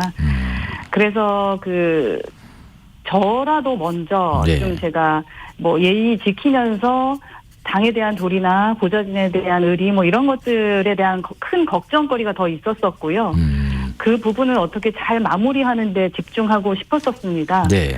물론 뭐 섭섭하지 않을 수 없고 헛헛했습니다. 그리고 뭐 일반적으로는 든자리는 몰라도 난자리는 안다라고 하는데 뭐 알더니 빠진 듯이 시원해하는 국힘 지지자분들도 좀 계셨었어요. 그럴 때는 쓴 웃음을 짓지만 가급적 저는 정중하고 사려 깊게 좀 하고 싶었던 것 같습니다. 네. 네, 다행히 좀 김은희 의원께서 잘 협의가 해주셨고요. 또 원하는 보좌진들 다 승계가 되었고 네네. 결과적으로 저로서는 좀 굳이 하지 않게 잘 마무리했다고 생각하고 있습니다. 예. 그 한편으로는 이런 얘기도 있습니다. 뭐 그렇게 막 엄청난 결정인 것처럼 얘기를 많이들 해서 좀 감사하고 그런 마음이란 말씀하셨는데 정의당에 남아서 새로운 선택을 모색하는 류호정 의원하고 지금 허은하 위원장하고 이 비교를 좀 많이 하면서 전공법 네. 뭐 이런 얘기도 나오는데 이런 이야기 좀 들어보셨죠? 예, 많이 들었습니다. 네, 네. 제 탈당 기사만큼이나 그 비교 기사를 많이 써주셨더라고요. 네. 이런 경우가 흔하지는 않아서 아마 주목을 많이 해주시는 것 같아요. 네. 그러니까 저로서는 어쨌든 제 행보를 칭찬해 주시는 취지니까 감사한 마음으로 보고 있는데 뭐 저는 그런 생각은 듭니다. 당을 정말 떠날 생각을 하니까 어떤 당에 대한 비판을 훨씬 덜 하게 되긴 하더라고요. 네네. 좀 답답하고 분통 터지는 마음이 있더라도 그래도 함께해서 좋았던 그 감사한 기억도 많은 것 아니겠습니까? 예. 이럴 때는 질척거리지 말고 좀 말을 아끼면서 이별하는 게 낫겠다 이런 생각이 저는 들었었거든요. 네네. 그런 측면에서 류호정 의원하고 정의당이 모쪼록 서로에게 상처를 좀 덜 주면서 안전하게 이별하시기를 바랍니다. 예. 이렇게 당을 떠나서 같은 개혁신당, 이른바 이준석 신당의 공동 창당 준비위원장으로 합류를 하셨는데 사실 뭐 네네. 작은 가게를 하나 열어도 엄청 신경 쓰게 많은데 이제 당을 창당하는 거다 보니까 주로 어떤 네. 작업들 또 어떤 역할들을 맡고 계신지 궁금하네요. 이게 원래 스타트업에서는 모든 사람이 모든 일을 하게 되지 않습니까? 예. 예. 근데 뭐 저 같은 경우는 원내원들하고의 그 브릿지 역할, 또 귀한 분들을 어떻게 잘 모실 수 있을까에 대한 걸 좀 집중하고 예, 예. 또 창당을 왜 저희가 하게 됐는지에 대해서 국민들께 좀 설명드려야 되고 또 그 매력적인 정당으로서 모습을 좀 갖추는데 네네. 노력하려고 하고요. 뭐 당장은 실무적으로 그때그때 필요한 일들을 또 하고 있고 또 함께 이제 말씀드렸던 것처럼 원내의원님들 만나서 고민도 좀 나누고 이렇게 여러 가지 작업합니다. 뭐 당 로고도 작업하고 네. 뭐 이것저것 정말 매일이 눈꽃 틀 새 없는 상황인 것 같습니다. 아. 무엇보다 지금 분위기가 상당히 좋고 그 실무진들도 네. 뭐 지치지 않고 일할 수 있는 그런 에너지는 좀 충분한 것 같은데 더 잘하려고 노력합니다. 이 질문을 그럼 먼저 드려볼게요. 그 귀한 분들 또 원내에 계신 분들과 접촉 뭐 이런 말씀을 하시다 보니까 지금 그 청취자분 중에서도 비슷한 질문을 김한수님께 주셨습니다. 불출마 선언한 초선의 김웅 의원의 생각이 개혁신당과 비슷한 거 아닙니까? 김웅 의원과 손잡을 생각 없나요? 하셨는데 이 질문하고 함께 다른 현역 의원분들과도 신당 합류에 관련된 이야기가 좀 진행되고 있는지도 궁금하고요. 네, 뭐 저희야 김웅 의원과 함께 할 수 있다면 네. 너무나 좋겠죠. 그러나 이제 김웅 의원도 김웅 의원의 소신과 생각들이 있으시기 때문에 네네. 저희는 기다리는 입장입니다. 다른 현역분들도 마찬가지고요. 다른 현역분들 중에서는 함께 하고자 의견을 주신 분들도 계시고요. 네. 그리고 또 많은 고민 지점이 있다라고 하면서 그 고민 지점을 말씀해 주신 분들도 계시고요. 네네네. 그래서 뭐 저희는 좀 긍정적으로 생각합니다만 조금 전에 말씀드렸던 것처럼 가볼만 하다. 그래 내가 가면은 좀 잘할 수 있을 것 같다라는 생각을 하실 수 있게 네. 매력적인 곳으로 만들어 놓는 것이 저희의 큰 역할 아닐까 하는 생각은 듭니다. 네. 그 당명은 혹시 뭐로 정해지는 게 있는지 싶고 또 어떤 당의 색깔, 컬러는 어떤 색깔로 좀 잡고 가실지 궁금해요. 지금 제가 일정 부분 담당을 하고 있기는 한데요. 예. 그 뭐 이 정보를 방송에서 풀고 있으면 당에서 저를 가만히 내비둘까 싶습니다. 예. 우선은 좀 심플하고 정갈하게 하는 게 우리 스타일에 맞다고 생각을 해가지고 네. 그런 원칙 갖고 좀 의미를 담되 하지만 단순하게 진행해 보려고 합니다. 네. 곧 나옵니다. 다음 주 정도 되면 이제 알게 되실 겁니다. 근데 천하람 위원장께서 선수를 치셨어요. 미래라는 게 들어갈 수 있다는데 그거 들어가나요? 스포를 제가 한다면 네. 들어가지 않습니다. 안 들어가요? 네. 미래는 안 들어간답니다. 참고하시고요. 그리고 또 어제 제3지대를 모색 중인 네 분이 한 자리에 모였습니다. 이낙연 전 대표, 이준석 전 대표, 금태섭 새로운 선택 공동대표, 양향자 한국의 희망 대표의 출판 기념회 자리에서 방문한 건데요. 기성 정치 지형을 재편할 만한 제3지대 연대 가능할 거라고 생각하시는지요? 그 어제 모인 분들은 뭐 모두 다 네. 소중한 분들이고 앞으로 허심탄회하지만 진지하게 우리 정치 미래를 고민할 거라고 봅니다. 네네. 다만 저는 좀 차분해질 필요는 있다고 보는 게 중요한 것은 국민들이 표를 주신다라는 사실인데 정치인들이 뭐 이합집산하는 건 국민들에게 다가가는 과정 중에 하나일 뿐이지 핵심은 3지대를 만드는 것 그 자체가 아니라고 생각을 합니다. 네. 그래서 우리에게 뭐 연대나 합당보다 더 큰 과제가 주어져 있다고 생각하고 그래서 너네는 뭐 하는 건데? 라고 예. 질문을 했을 때 명쾌하게 좀 답할 수 있어야 된다고 생각하고요. 그냥 착한 민주당, 착한 국민의힘 뭐 이런 걸로 유권자들의 선택을 받을 수는 없을 거라고 생각을 합니다. 네. 그래서 저희 개혁신당은 이 점을 좀 입증하는 데 집중을 할 예정입니다. 이낙연 전 대표 측하고는 교감이 좀 활발히 이루어지고 있나요? 네, 뭐 일정 정도는 물밑에서 진행되고 있는 것 같습니다. 그러나 계속 말씀드리다시피 중요한 거는 무작정 합치는 게 아니라 네네. 국민들 보시기에 좀 이해가 되고 명분이 있고 매력 있게 합치는 거라고 저는 생각을 하거든요. 네. 그래서 그 점을 가장 중요한 기준으로 협의를 이어가지 않을까 싶습니다. 그러니까 말씀하시는 것처럼 이제 뭐 단순히 이합 집산 또 예를 들면 뭐 반 윤석열 정부 반 이재명 대표 뭐 이런 것들로만은 교집합이나 공통점을 찾아서 유권자를 설득하는 거는 한계가 있을 거라는 말씀이신 것 같은데 네. 그렇다면 이런 가치의 교집합은 가능하지 않을까 싶은 부분이 있다면요? 제가 생각하는 가장 큰 교집합은요. 서로 그 머리채 잡고 진흙탕 싸움 할 시간에 진짜 우리 사회의 문제를 해결하겠다는 의지. 그래서 세부적으로는 저희 개혁신당이나 특히 제가 이제 가치로 내세우는 것이 자유입니다. 네. 그 자유라는 개념의 확장인데 그동안 우리가 말해왔던 자유라는 게 멀리는 반공으로서의 자유나 뭐 국가의 독재로부터의 자유 그리고 기업할 자유인데 이런 방식에서 더 나아가서 이제 국민의 사회문화적 자유가 중요하다고 생각을 합니다. 네. 그래서 전 세계적으로 뭐 이민이라던가 문화 콘텐츠, 뭐 PC주의, 페미니즘 이런 주제를 두고 전쟁이 아주 심각하지 않습니까? 근데 현재 우리 양당은 전혀 대응을 못하고 있다고 생각을 합니다. 네. 네, 그래서 저희 개혁신당은 뭐 일방적인 PC주의라던가 검열에 대해서는 단호히 좀 반대를 하고 있고요. 특히 저의 생각은 그렇고요. 실제 우리 사회에서 벌어지는 갈등을 해결하는 데까지 나아갈 생각이고 저는 이제 이 자유의 문제가 네. 곧 민생이라고 좀 생각을 하고 있습니다. 자유를 또 많이 언급하시는 분 중에 한 분이 또 윤석열 대통령이신데 윤석열 대통령이 네. 올해 첫 국무회의에서 그런 얘기를 했습니다. 충주시 홍보 유튜브 충TV 이걸 좀 소개하면서 이런 혁신이 필요하다 이렇게 칭찬을 했거든요. 국정 방향이나 뭐 정책 홍보를 좀 적극적으로 하고 신선한 방향으로 해나가야 한다. 뭐 이런 취지의 주문일까요? 네. 사실 그 충주시 유튜브가 유명해진 지가 좀 됐습니다. 그렇죠. 그리고 요즘 우리 사회에서 화제가 되면 여기저기 돌다가 이제 TV에 소개되면 끝이라고 하는데 이제 급기야 대통령까지 말씀을 하시면서 활용점정을 찍으신 것 같고요. 근데 제가 홍보 관련해서 길게 말씀드릴 건 아니지만 해당 유튜브의 성공 이유는 첫 번째는 해당 담당자의 출중한 능력도 있겠습니다만 그분이 마음껏 제작할 수 있는 무한 자율성을 줬다는 겁니다. 네네. 그러니까 그분을 용산의 비서관으로 모시면은 용산 홍보가 하루아침에 힙해질까요? 아마도 답은 모두가 좀 알고 계실 거라고 생각하고요. 네. 그래서 원래 이제 모든 공공조직의 장들은 그 유튜브를 보시면서 반성을 좀 하셔야 되는 게 맞는 겁니다. 나는 그만큼 조직원들에게 자율성을 부여를 했었나. 네. 그렇게 좀 생각을 하시면서 봐야 할 영상인데 네. 그냥 다짜고짜 이렇게 따봉을 날리시는 거는 좀 이상한 반응 같긴 합니다. 예.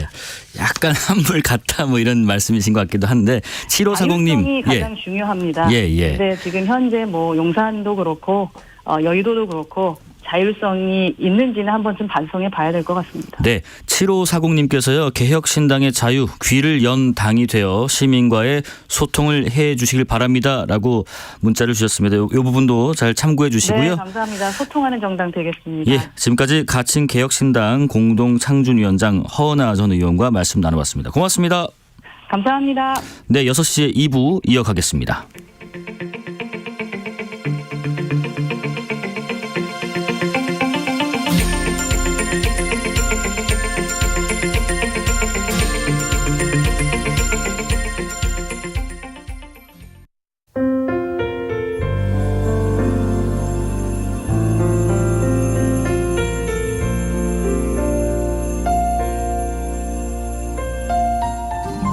KBS 라디오 연중기획 희망충전 대한민국 568번째 이야기.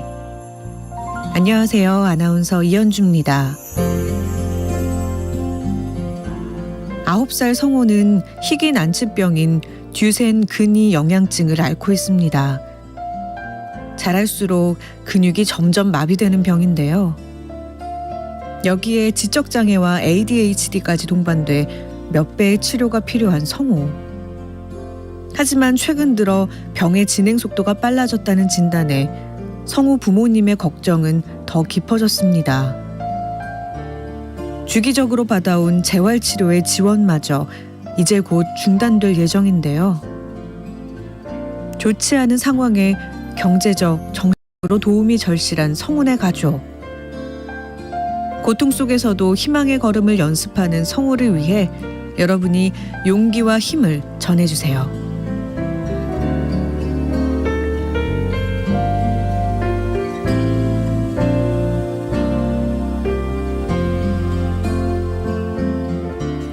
여러분의 따뜻한 손길이 희망의 빛이 됩니다. ARS 060-700-1580 060-700-1580 한 통화 3,000원으로 희망을 선물해 주세요. KBS 라디오 연중기획 희망충전 대한민국은 초록우산 어린이재단, 인탑스 주식회사 그리고 청취자 여러분과 함께합니다. ARS 060-700-1580 한 통화 3,000원입니다.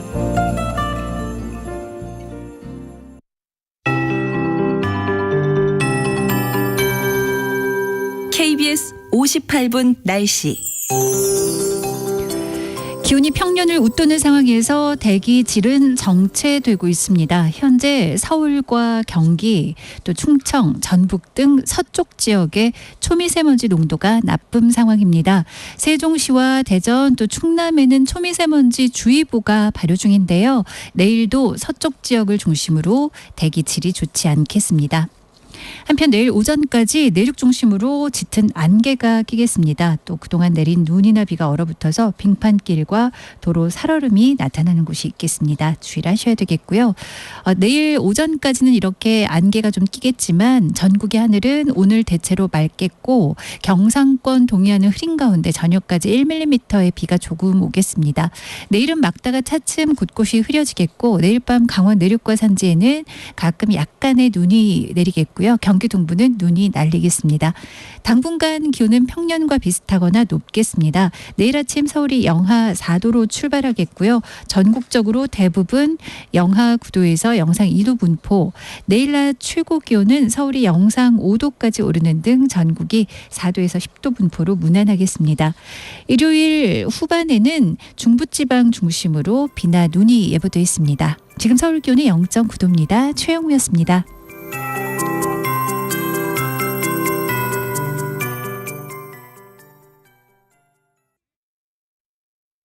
정성을 다하는 국민의 방송 KBS가 6시를 알려드립니다. AM 711kHz, FM 97.3MHz, KBS 1라디오입니다. HLKA.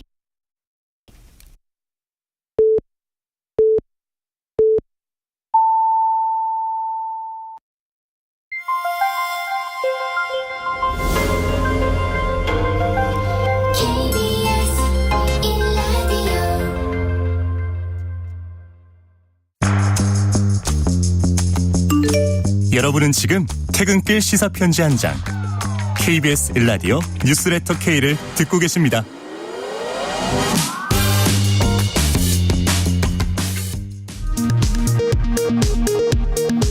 이 시각 라디오 정보센터 뉴스입니다.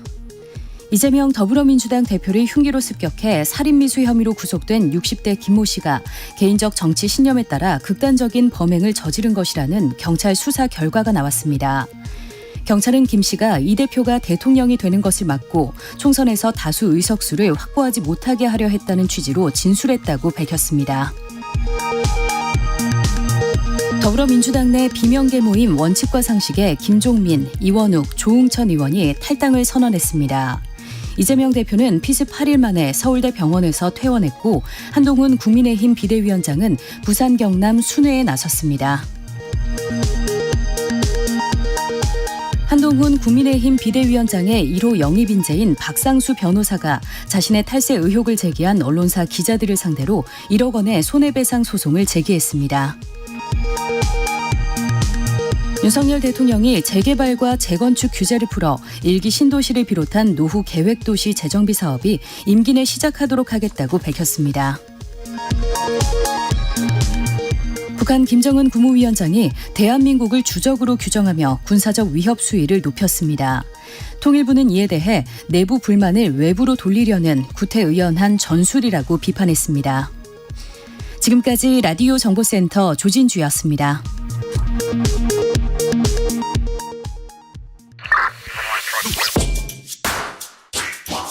뉴스의 진수를 보여주는 인터뷰 뉴진수.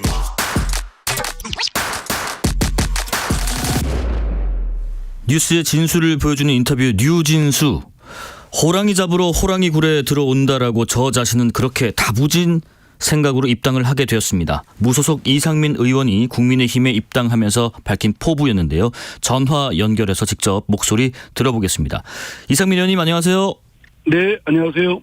네. 새해 복 많이 받으십시오. 복 많이 받으십시오. 네, 감사합니다. 민주당 출신 5선 의원의 국민의힘 행, 특히 그 주인공이 당을 위해 쓴소리도 마다 않던 이상민 의원님이셔서 민주당 지지자들이 느끼는 아쉬움도 있는 것 같습니다만 국민의힘 입당 결정 이유부터 한번 설명해 주실까요?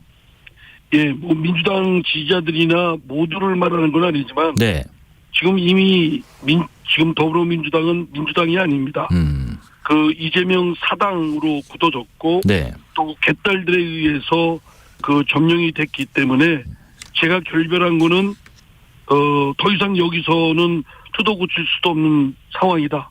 그래서 제가 여기에 에너지를 쏟느니 나가서 제 새로운 정치적 그 행로를 찾는 것이 저의 정치적 꿈을 펼치는데 오히려 낫고 공익적으로 합당하다. 그래서 네네. 그 더불어민주당과 결별을 한 것이고요. 여러 뭐 신당도 생각했고 또 국민의힘도 생각을 했는데 네. 신당은 움직임이 불확실했고 네네. 또 제가 지난 12월 3일 날 탈당한 이후 시간이 많이 흘렀습니다. 예. 너무 시간을 끌면 기웃거리는 것 같고 국민의힘 쪽에서는 또 여러 가지 하여튼 그 같이 해보자는 제안들이 많이 왔었고 끊임없이 네. 지난번 김기현 전 대표나 또는 이번에 한동훈 비대위원장 체제가 들어선거나 또 여러 의원들이거나 또 지역의 그 국민의힘 당원들이 또 국민의힘으로 와달라는 또 강곡한 요청도 있었고 네네. 제가 또 갖고 있는 정치적 꿈을 펼쳐가는 데 있어서는 국민의힘도 뭐 완전치 않고 부족한 점이 많지만 예. 민주당보다는 훨씬 낫다 그런 생각을 갖고 말씀하신 대로 걱정 반 설레임 반 이런 마음으로 국민의힘에 입당하게 되었습니다. 네네. 앞서 말씀하신 것처럼 뭐 의원님의 행보에 대해서 신당으로 가시느냐 불출마냐 혹은 뭐 무소속이냐 아니면 국민의힘이냐 여러 가지 갈래의 길에서 지금 국민의힘 행을 선택한 결정적인 계기로 며칠 전에 한동훈 비상대책위원장과의 대화를 꼽으셨던데 한동훈 비대위원장에게 어떤 인상이나 확신을 받으셨나요? 처음에는 그 언론을 통해서만 봤기 때문에 네. 본 부정적 이미지가 더 많았습니다. 그래서 상당히 좀 한동훈 법무부 장관일 때 민주당의 일부 의원들하고 설전을 벌이는 모습이 상당히 불쌍스러웠거든요. 네네. 부정적 이미지를 갖고 있었는데 막상 만나서 대화를 하다 보니까 상당히 균형감이 있고 어느 프레임이나 이념에 사로잡히지 않고 균형감을 갖고 있는 것. 특히 세 가지의 점에서 제가 좀 울림이 있었습니다. 세 가지요. 네. 첫째는 광주 가서 왼쪽이든 오른쪽이든 모두에서 정답을 찾겠다. 또 두 번째는 경기도에 가서 물론 경기도 남부와 북부의 격차 문제에 인식을 하고 그걸 해소하는 데 앞장서겠다고 하지만 네네. 대화를 통해서 그 격차는 우리 사회가 갖고 있는 경제적 격차, 교육적 격차, 문화적 격차, 또 사회적 격차 또는 그 디지털 격차 네. 뭐 전방위적으로 그 격차에 대한 인식을 저하고 같이 하고 있다는 점을 알게 되었습니다. 네네. 그리고 이재명 대표 피습 직후에도 그 경멸과 혐오에 대한 단호하고 엄중한 조치를 내려야 된다. 이런 자세를 보고 그 부당한 차별이라든가 배제라든가 혐오라든가 이런 것들은 극복돼야 될 인권의 기준에서 볼 때는 네. 모든 사람이 다 존엄하고 그렇게 존엄하게 대접을 받아야 되는데 그런 혐오나 부당한 대접을 받아서는 안 된다는 그 밑바탕에 깔려있는 그 의식, 정신, 내 측면에서 네네. 저하고 제가 정치활동에 중요한 가치를 여기는 점에서 서로 의기투합했고 네. 또 그 외에도 1시간 남짓 나눈 대화지만 정말 대화 끝나고 나서는 기분이 좋은 유쾌한 그런 의기투합의 자리였다고 생각됩니다. 네네. 그것들이 제가 민주당 가서 한동훈 비대위원장 등 뜻맞는 분들하고 손을 잡고 하면 지금 국민의힘의 부족한 점도 보완해서 국민들로부터 또 국민들이 원하는 어떤 과제를 잘 유능하게 함으로써 국민들로부터 신뢰를 얻고 지지를 얻을 가능성 네. 기대를 갖게 되었습니다. 지금도 청취자분 중에서 이지영님께서요. 미스터 쓴소리로 유명하셨잖아요. 뜯어 고칠 점이 국민의힘에는 없던가 하셨는데 이런 맥락에서 예를 들어서 김건희 특검법 수용 관련해서 여당 지도부를 설득해 보겠다 하셨는데 그게 가능할지요? 어떤 방법을 하실지요? 물론 어제 중진 회의가 있었고 예. 제가 개별적으로 말씀도 나누고 그랬습니다. 그런데 제가 국민의힘에 입당하기 전에 이미 김건희 그 특검법 관련해서는 이미 당의 그 국민의힘의 당의 입장이 정해졌지 않습니까? 네네. 그걸 제가 혼자 가서 뭐 뒤바꿀 수 있는다는 건 그건 좀 좀 무리한 요구라고 생각되고요. 예. 또 들어온 지 입당한 지 얼마 안 됐지 않습니까? 네네. 제가 가자마자 뭐 또 저의 소신이라고 막 큰 소리 내고 또 분란을 일으키는 것도 도리가 아니라고 생각됩니다. 예. 그러나 보이든 보이지 않든 민심을 대변해서 국민의힘이 민심에 부합하고 민심에 맞는 그러한 정치 또는 윤석열 대통령이 국정을 펼쳐갈 수 있도록 그런 역할은 할 겁니다. 네네네. 지금 이재명 사당화가 된 민주당 내 철새라는 비판에 신경 쓰지 않겠다고도 하셨었는데 오늘 그 민주당의 그 전국 대학생위원회 또 대전시당 대학생위원회 이런 청년분들이 이 의원님의 총선 불출마를 요구하고 나서면서 뭐 국회의장이라는 개인적 욕심을 위해 출마를 한다는 비판도 했던데 이 청년들 목소리에 답을 주신다면요? 아니 왜 아무리 대학생들 비판은 할 수 있습니다. 누구나 뭐 비판하고 할 수 있지만 어느 각자 법적 자격이 있는 공무 단위권이 있는데 출마하라 마라 무슨 권한으로 그럴까 하고 있습니까? 그거야말로 월권이죠. 네네네. 젊은 대학생들이 이재명 대표, 이재명 사당화된 거, 갯딸들의 일그러진 모습에 대해서 한 번이라도 목소리 냈나요?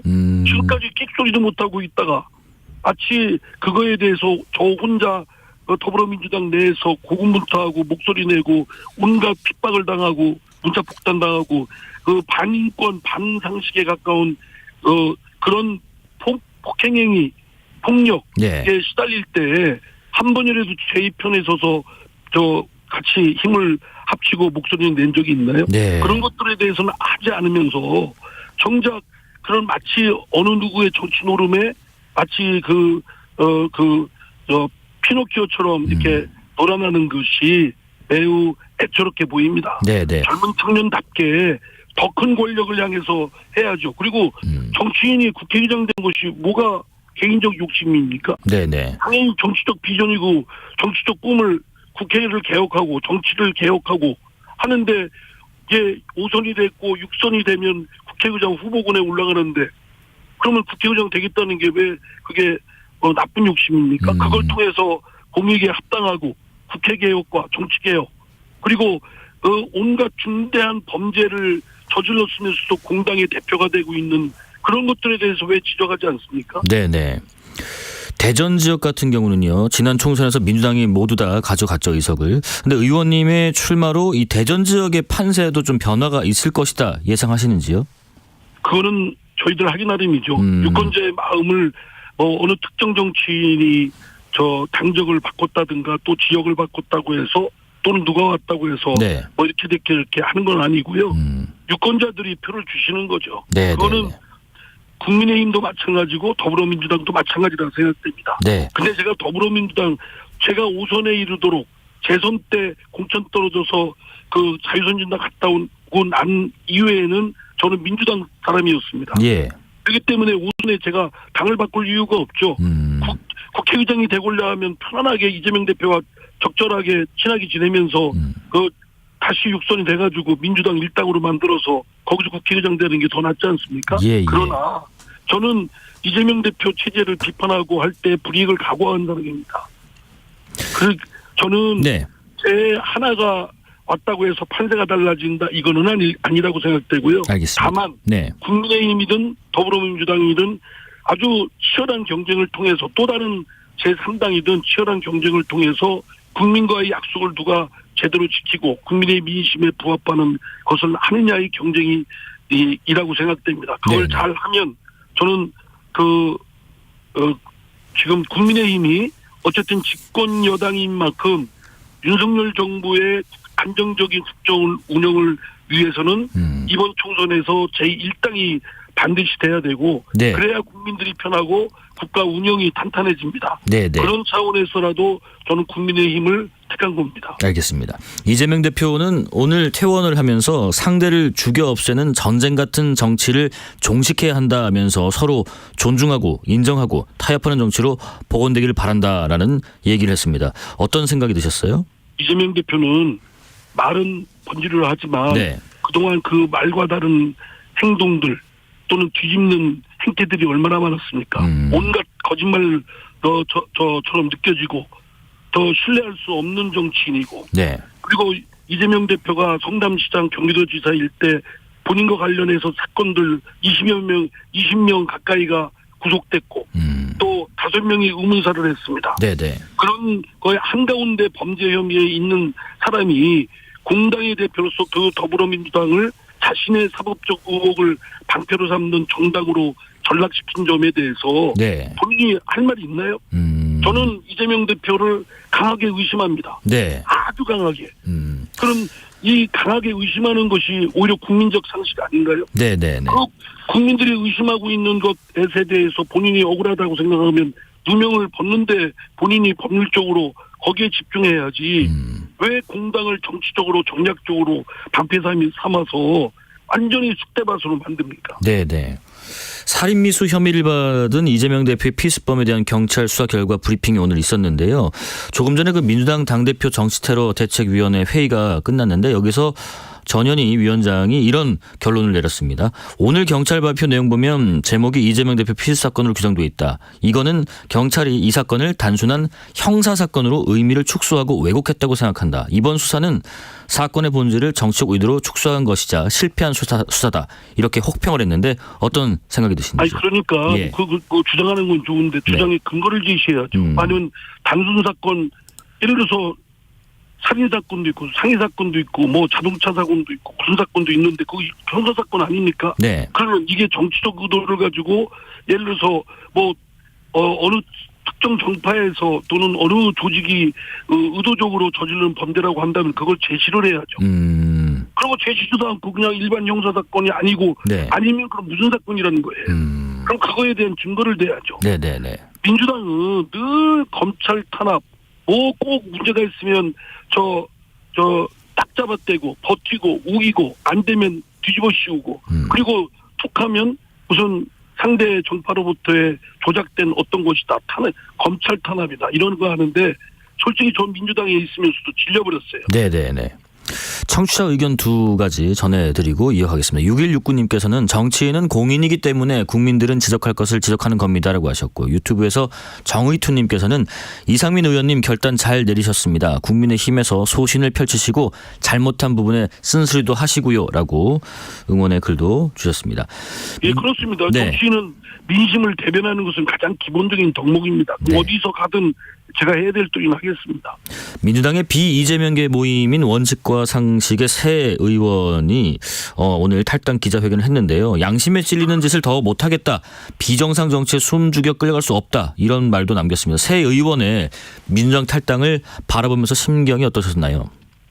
잘했다고 생각합니다. 예. 거기 지금 더불어민주당 이재명 사당 개딸당으로 전락한 데서 네. 저하고 원래는 한 1년 넘게 같이 얘기를 해왔던 분들인데 사실 저는 제 12월 3일날 혼자 탈당했지 않습니까? 네네. 그분들은 당내 남아서 더 개혁을 좀 해보겠다고 미련을 가졌던 분들이고요. 근데 그때 의견이 달랐던 게 그겁니다. 저는 더 이상 뜯어고칠 수가 없다. 빨리 나가서 더 이상 여기서 에너지 낭비하지 말고 나가서 책을 찾자라는 입장이었고 네. 그분들은 미련을 가졌는데 결국은 탈당할 수밖에 없죠. 네네. 잘하신 거라고 생각되고요. 네. 제3당을 하든 또 다른 어떤 정치적 선택을 하시든 저는 정치적 고품질의 서비스 경쟁을 이루어져야 된다라고 생각되고 네. 지금 더불어민주당 이재명 사당 개딸당으로 변질되고 전락한 당은 또 다른 진짜 민주당으로 대체돼야 된다고 생각합니다. 예.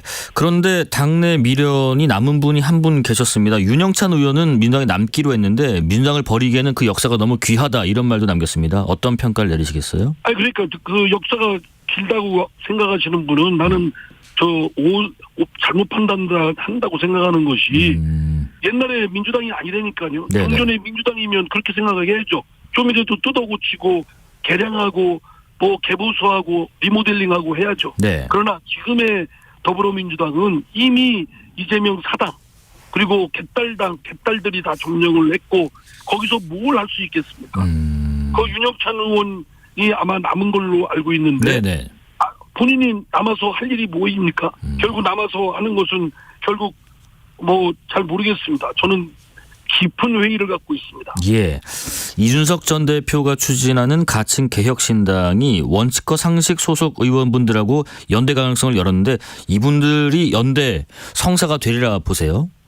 글쎄요. 저는 원래는 민주당 지금 탈당한 분들 중에는 이준석, 전 대표가, 전에 당대표, 국힘의 당대표일 때, 네.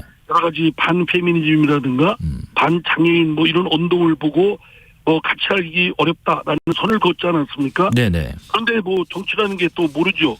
필요에 따라서는 손을 잡을 수도 있고요. 그러나 네. 저는, 저 개인적으로는, 각각의 개별적인 세력으로는 지금 국민의힘이나 더불어민주당을 대항하기는 어렵습니다. 예. 연합을 하지 않을 수 없을 거라고 저는 생각되는데, 과연 그럴지 안 그럴지는 저도 예단하기는 어렵습니다. 예. 지금 말씀하신 대로 같이 개혁신당도 있고요. 또 이낙연 전 대표를 주축으로 한 신당도 탄생할 것으로 보이고요. 이렇게 신당 창당의 속도가 좀 나고 있는데 국민의힘 입장에서는 이런 움직임들이 좀 위협이 되리라 보시는지요? 저는 국민의힘에서도 예. 그를 수세적으로 이게 유리할까 불리할까 이렇게 생각할 것이 아니고요. 네네. 오히려 더 적극적으로 당당하게 정치적 서비스익 품질 경쟁을 고품질 경쟁을 아주 하자, 선의의 경쟁을 하자라고 네. 해서 국민의힘도 국민의 뜻에 맞게끔 시민의 뜻에 맞게끔 개선을 하고 또 체질을 바꾸고 그렇게 경쟁을 붙어서 누가 더 잘하나 경쟁을 해야 되겠죠. 선의의 경쟁을 해야 된다는 말씀이신 것 같습니다. 그래서 수세적으로 그것이 유불리를 따지는데 주판을 퉁이지 말고 네. 오히려 내부의 개량, 개선, 품질 경쟁을 하는데 고품질을 서비스 경쟁을 할 수 있다. 그런 아주 유능하고도 스마트한 정당의 모습을 국민의힘이 보이면 국민들께서는 집권 여당이니만큼 더 신뢰를 보내줄 거라고 생각합니다. 정치권 현안 얘기도 좀 해보겠습니다. 이태원 특별법이 어제 야당 단독으로 처리가 됐는데요. 대통령실에서는 여야 합의 없는 야당 단독 처리에 유감을 표했는데 윤석열 대통령께서 제2요구권을 사용할지 주목됩니다. 의원님 의견은 어떠신가요? 거기 제가 어제 본회의 누구죠? 국민의힘의 예. 윤 원내대표한테 들은 거에 따르면 예. 쟁점은 딱 그거 하나입니다. 예. 예를 들어서 이제 민주당 법안에 있었던 특검은 빼고 네. 조사위를 구성하는데 조사위 구성하는 거는 정부 측은 좀 난색을 표하지만 여당 입장에서는 그것도 이제 타협의 여지가 있는데 그럼 조사위원장을 누구로 할 거냐를 저는 국민의힘에서는 국민의힘 측은 대한변협 같은 데서 2명이나 3명을 추천받아가지고 네. 대통령이 임명하도록 하자. 제가 그렇게 했더니 민주당은 그걸 거부했답니다. 네네. 그거를 국힘이 제안한 조사위원회의 위원장 선임을 네.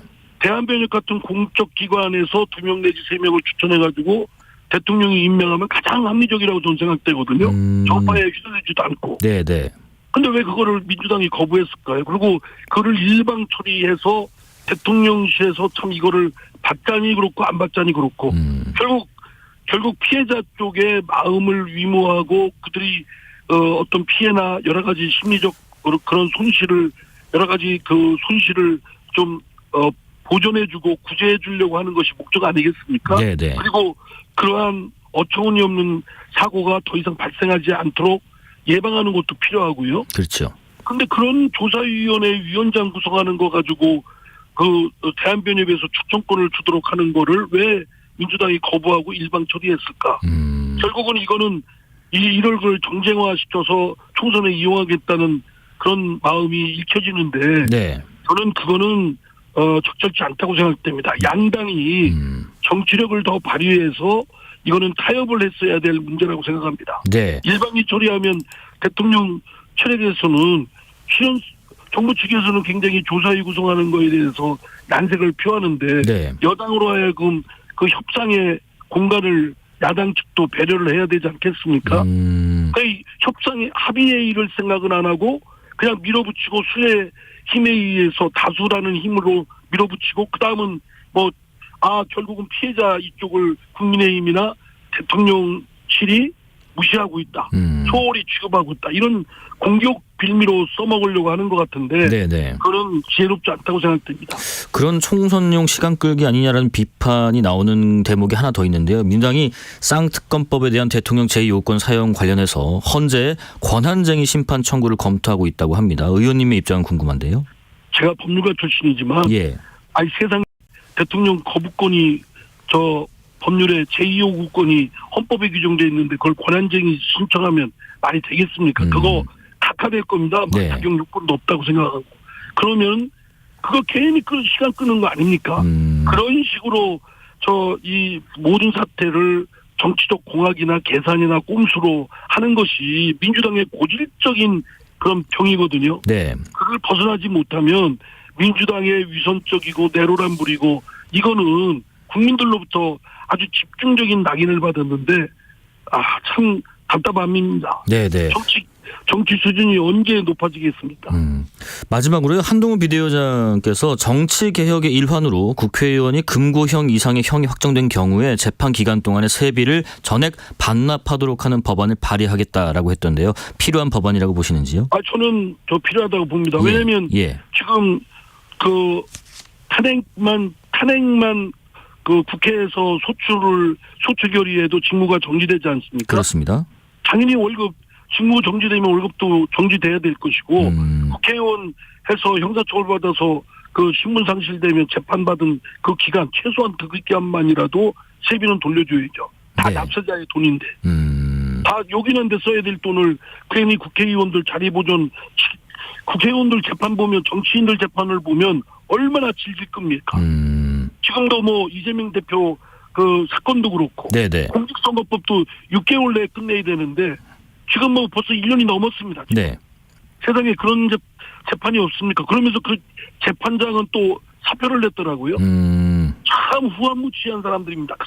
그런 사람들이 재판장으로 있고 아무런 그런 거에 대한 부끄러움이나 책무감도 없고 그냥 툭하면 편의적으로 자리에 앉아있다가 질질 끌다가 회피하고 결론 못 내고 그렇게 사표 내면 다입니까? 그런 사람들 정말 맘 같아서는 변호사 정지도 시켜야 된다고 생각합니다. 네, 여기까지 말씀 듣겠습니다. 지금까지 이상민 국민의힘 의원이었습니다. 고맙습니다. 예, 감사합니다. 네, 실시간 교통정보 알아보겠습니다. 교통정보센터 유하영 씨 나와주세요. 네, 이 시각 교통정보입니다. 서울 시내에서는 퇴근길 정체가 꾸준합니다. 동부간선도로 의정부 방향 군자교에서 상계교까지 막히고요. 강변북로 일산 방향 반포대교에서 가양대교까지 밀리고 1시간 정도 걸립니다. 올림픽대로 공항 쪽으로 한남대교에서 가양대교까지 정체입니다. 50분 정도 필요합니다. 고속도로는 돌발 구간이 있는데요. 수도권 제일순환고속도로 구리에서 판교 방향, 서하남 3차로에서 사고 나면서 광암터널부터 막히고요. 판교에서 구리 쪽으론 광암터널부터 구리남양주 요금소까지 정체입니다.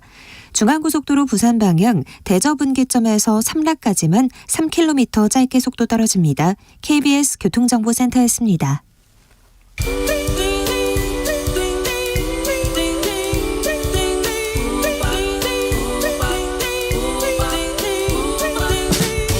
오늘 하루 뉴스를 정리해주는 다정한 편지 한 통.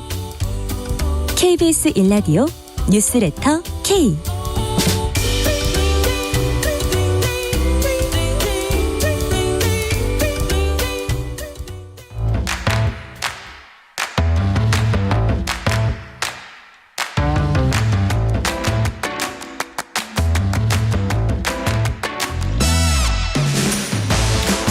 파고 또 파고 골라서 엄선한 뉴스만 전해드립니다. 파파뉴 코너.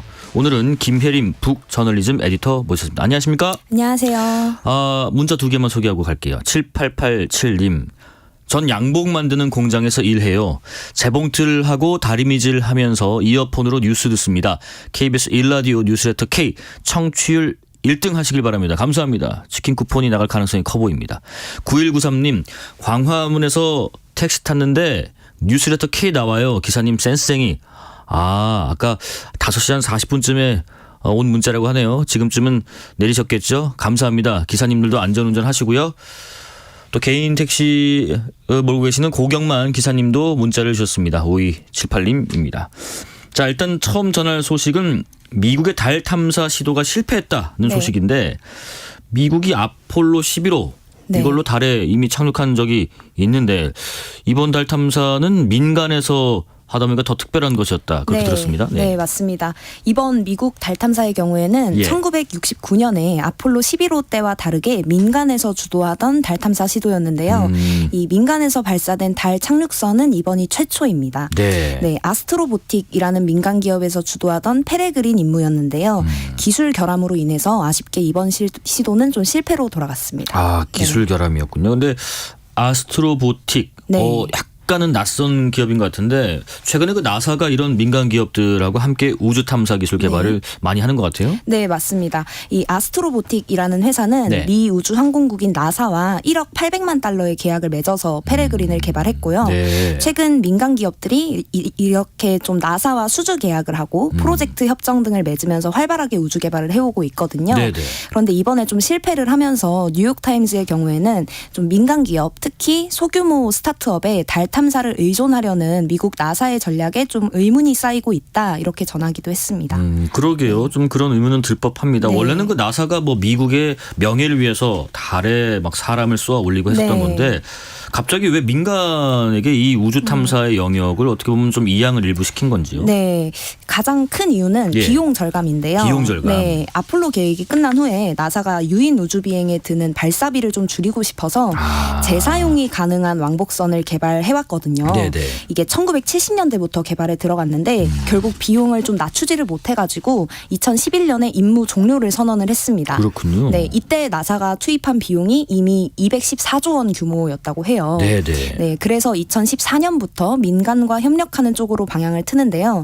이때부터 뭐 우주 기업들, 스타트업들이 다양하게 나오기 시작합니다. 네. 특히 비행기로 좀 잘 알려진 보잉사와 5조 원대 규모의 계약을 맺었고 네네. 일론 머스크의 스페이스X와는 3조 원대의 계약을 맺습니다. 근데 이렇게 막 민간 기업들이 달려들어서 개발을 하니까 비용이 획기적으로 줄었어요. 네. 그래서 나사가 300억에서 많게는 400억 달러까지 절감할 수 있을 것으로 보였는데요. 이처럼 좀 과거에는 국가 주도에서 좀 우주 개발을 해왔었고 이걸 올드 스페이스라고 불렀다면 네. 최근에는 좀 민간 기업, 스타트업들과 함께 우주를 개발하는 것을 뉴 스페이스라고 부릅니다. 네, 비록 좀 실패했지만 이렇게 좀 달 탐사선을 쏘아올릴 만큼이니까 뉴 스페이스 시대가 이미 시작됐다, 이렇게 봐도 좀 무방할 것 같습니다. 뉴스페이스 시대. 네. 우리나라도 여기에 발맞추는 건가요? 최근에 우주항공청 특별법이 네. 국회 본회의를 통과했는데 그렇다면 우리도 이제 이런 뉴스페이스 시대에 본격적으로 들어간다, 뭐 진입한다, 뭐 진입했다, 이렇게 볼 수 있나요? 네, 우주항공청이 좀 그 시작점이 되는 것은 맞는 것으로 보입니다. 네네. 네, 한국판 나사라고도 불리죠. 이 우주항공청을 과기정통부 소속으로 두고 국가우주위원회를 대통령 직속으로 두는 것이 골자인데요. 네. 좀 국가 주도의 우주개발 컨트롤 타워라고 볼 수 있을 텐데 이것만 좀 생긴다고 해서 뭐 뉴스페이스 시대가 본격적으로 열린다, 이렇게 보기는 조금 어렵습니다. 그렇겠죠. 네. 다만 좀 분명한 것은 이제 그 기반이 닦인다는 것일 텐데요. 원래는 뭐 이렇게 정권이 바뀔 때마다 우주 개발 관련 계획이 좀 이랬다 저랬다 하는 측면들도 있었고 예. 우주 스타트업들이 뭐 마땅한 발사장을 찾지 못해서 좀 이곳저곳 헤맸던 역사들도 있거든요. 그런데 이제는 좀 컨트롤 타워가 생겼으니까 내실 있는 우주 기업들이 탄생할 수 있도록 국가가 도움을 줄 수 있을 테고 네. 꾸준히 한 방향으로 끌고 나갈 수 있을 것 같은데 다만 좀 이번 미국의 달 탐사처럼 실패했잖아요. 네. 그런 것처럼 좀 너무 서두르거나 기업들한테 모든 책임을 지우는 방향은 피해야 할 것 같고요. 지금이 좀 뉴스페이스 시대의 초입인 만큼 조금 더 내실 있는 기업들을 키울 방법을 찾는 것이 급선무일 것 같습니다. 옛날에 그 학교 다닐 때 물로켓 발사 경연대회 네. 좀 참가하고 있었는데 이제는 시절이 흘러서 뉴스페이스 시대가 네. 됐습니다. 다음 소식은 프랑스 소식입니다. 에마뉴엘 마크롱 프랑스 대통령이 새 총리를 임명을 했다는 소식이네요. 네, 프랑스의 가브리엘 아탈이 새로운 총리 자리에 올랐습니다. 네. 6월에 유럽 의회 선거가 있는데요. 지금 좀 찾아온 마크롱 정부의 레임덕을 극복하고자 좀 결심을 한 것으로 보여요. 이전 프랑스 총리는 보른 총리였는데요. 네네. 채 2년을 재임하지 못하고 자리에서 물러났습니다. 이 가장 가장 큰 이유가 연금제도 개편안 때문이었어요. 네네. 이것 때문에 굉장한 좀 반대 여론에 부딪혔었는데요. 이 개편안에 대해서 좀 간단하게 설명을 드리면 네. 프랑스가 은퇴 가능 연령을 62세에서 64세로 연장하고 보험료 납부 기간을 42년에서 43년으로 늘리는 개편안을 내놨었습니다. 네. 근데 당시 굉장히 국민들의 반발이 심했어요. 이것 때문에 마크롱 대통령의 좀 지지도가 바닥을 기었고 그래서 이제 좀 레임덕을 극복하고 지지율을 끌어올리고자 띄운 정치적 승부수가 이 아탈 총리의 임명인 겁니다. 근데 이번 임명된 총리가 나이도 진짜 어리고 네. 근데 인기는 참 많고 네. 뭐 그렇다고 들었는데 대체 어떤 분이길래 그런 얘기가 나오는 건가요? 네, 인기가 정말 많아요. 일단 나이가 굉장히 젊은데 1989년생으로 올해 만 34살입니다. 30대 중초반. 네, 그렇죠. 이게 1984년에 37세로 임명된 로랑 파리우스 총리가 있었는데요. 그 최연소 기록을 이번에 깼습니다. 아, 네. 그리고 좀 프랑스 역사상 첫 성소수자 총리이기도 한데요. 그래요? 네, 2018년에 그 동의 없이 타인의 성적 지향을 밝히는 아우팅을 당한 뒤에 자신이 동성애자라는 소식을 좀 공공연하게 전하기도 했고요. 네. 본격적인 정치의 경우에는 뭐 10대 후반부터 해나갔기 때문에 뭐 정치 신동이다 이런 별명도 같이 붙었습니다. 네. 그리고 2018년에는 교육 담당 국무장관에 올랐고 2023년에는 교육부 장관직을 맡기도 했습니다. 네, 당시에 좀 펼쳤던 가장 말도 많고 좀 유명했던 정책이 이슬람권 여성의 전통 의상인 아바야의 그 교내 착용을 좀 금지했던 일인데요. 이게 시민의 자유를 침해하는 것이다 등등으로 좀 여론의 반응이 갈렸었는데 그럼에도 불구하고 여론은 굉장히 호의적인 편입니다. 네. 그러니까 지금 나이는 어리지만 뭐 교육 담당 국무장관도 했었고 교육부 장관직도 맡았고 그래도 정치적인 이력은 꽤 있는 분인 것 같아요. 마크롱 정부의 어떤 상황을 좀 타개할 수 있을지 궁금합니다. 네, 지금 어떻게든 이 마크롱 정부의 조기 레임덕을 막는 것이 좀 아탈 총리의 일이라고 할 수 있을 텐데요. 네. 지금 프랑스 상황을 좀 보면 극우 세력이 좀 굉장한 세를 뻗치고 있어요. 네. 일단 뭐 생활비 위기나 인플레이션, 이민자 문제, 또 본래 이제 공약했던 바를 제대로 이행하지 못하는 현 정부 등에 대한 불만이 쌓여 있는데 그 반사 이익을 극우파들이 가져가고 있거든요. 네. 지금 유럽 의회 의원 선거를 앞둔 상황에서 여당인 중도 르네상스의 지지율이 국민연합의 8에서 10%포인트가량 뒤처지고 있습니다. 꽤 많이 쳐지고 있네요. 네, 이 국민연합이라는 곳이 극우 정치인으로 유명한 르펜 후보를 내세우는 당이고요. 2017년에는 하원인 국민의회에 8명밖에 당선을 시키지 못했었는데 2022년에 무려 89명이 당선이 됩니다. 네네. 이때 제2정당으로 부상하게 되는데 그때 또 마침 연금 개혁안 이슈로 인해서 좀 기세를 더욱 불렸기 때문에 이 마크롱 대통령 입장에서는 좀 어떤 방법을 써서든 이번 유럽의회 좀 의원 선거를 잡아야 한다 이렇게 판단을 해서 아탈 총리를 데려온 것으로 보이고요. 네. 지지율이 40% 정도예요. 그래서 지금 가장 인기가 많은 정치인이기 때문에 이 만약 의회 선거에서 승리를 한다면 네. 아탈 총리가 좀 단숨에 대권 주자로 도약을 할 것으로 보이고 패배한다면 보른 총리처럼 좀 물러나야 하는 상황이 올 수도 있겠다 이렇게 보입니다. 단숨에 대권 주자까지 도약할 가능성도 있는 네. 정치인 소개해봤습니다. 마지막 소식은 기분 좋은 소식을 한번 짧게 이야기 나눠보겠습니다. 한국계 배우 그리고 한국계 감독이 참여한 드라마 성난 사람들이 골든글로브 3관왕을 했다는 소식인데 넷플릭스에 지난해 발표된 이후에 반응이 되게 좋았나 보네요. 네, 맞습니다. 예. 이 드라마 성난 사람들이 제81회 골든글로브 시상식에서 TV 미니 시리즈 부문인데요. 작품상, 나무주연상, 여우주연상까지 수상하면서 3관왕의 영예를 좀 안았습니다. 네네. 10부작으로 구성된 드라마인데요. 우리나라에서는 영화 미나리로 유명한 배우 스티븐 연이 참여했고요. 예. 네, 이성진 감독이 전체적인 각본과 디렉팅을 맡았습니다.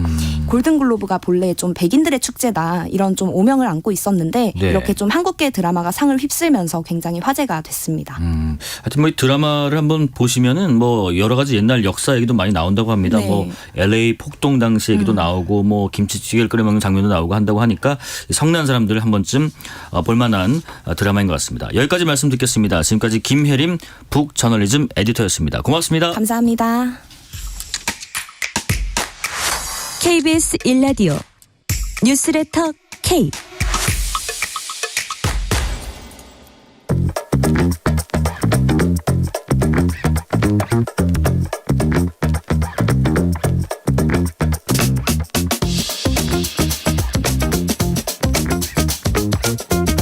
세계는 넓고 이슈는 많다. 국제 뉴스 짚어보는 시간. 지금은 글로벌 시대입니다.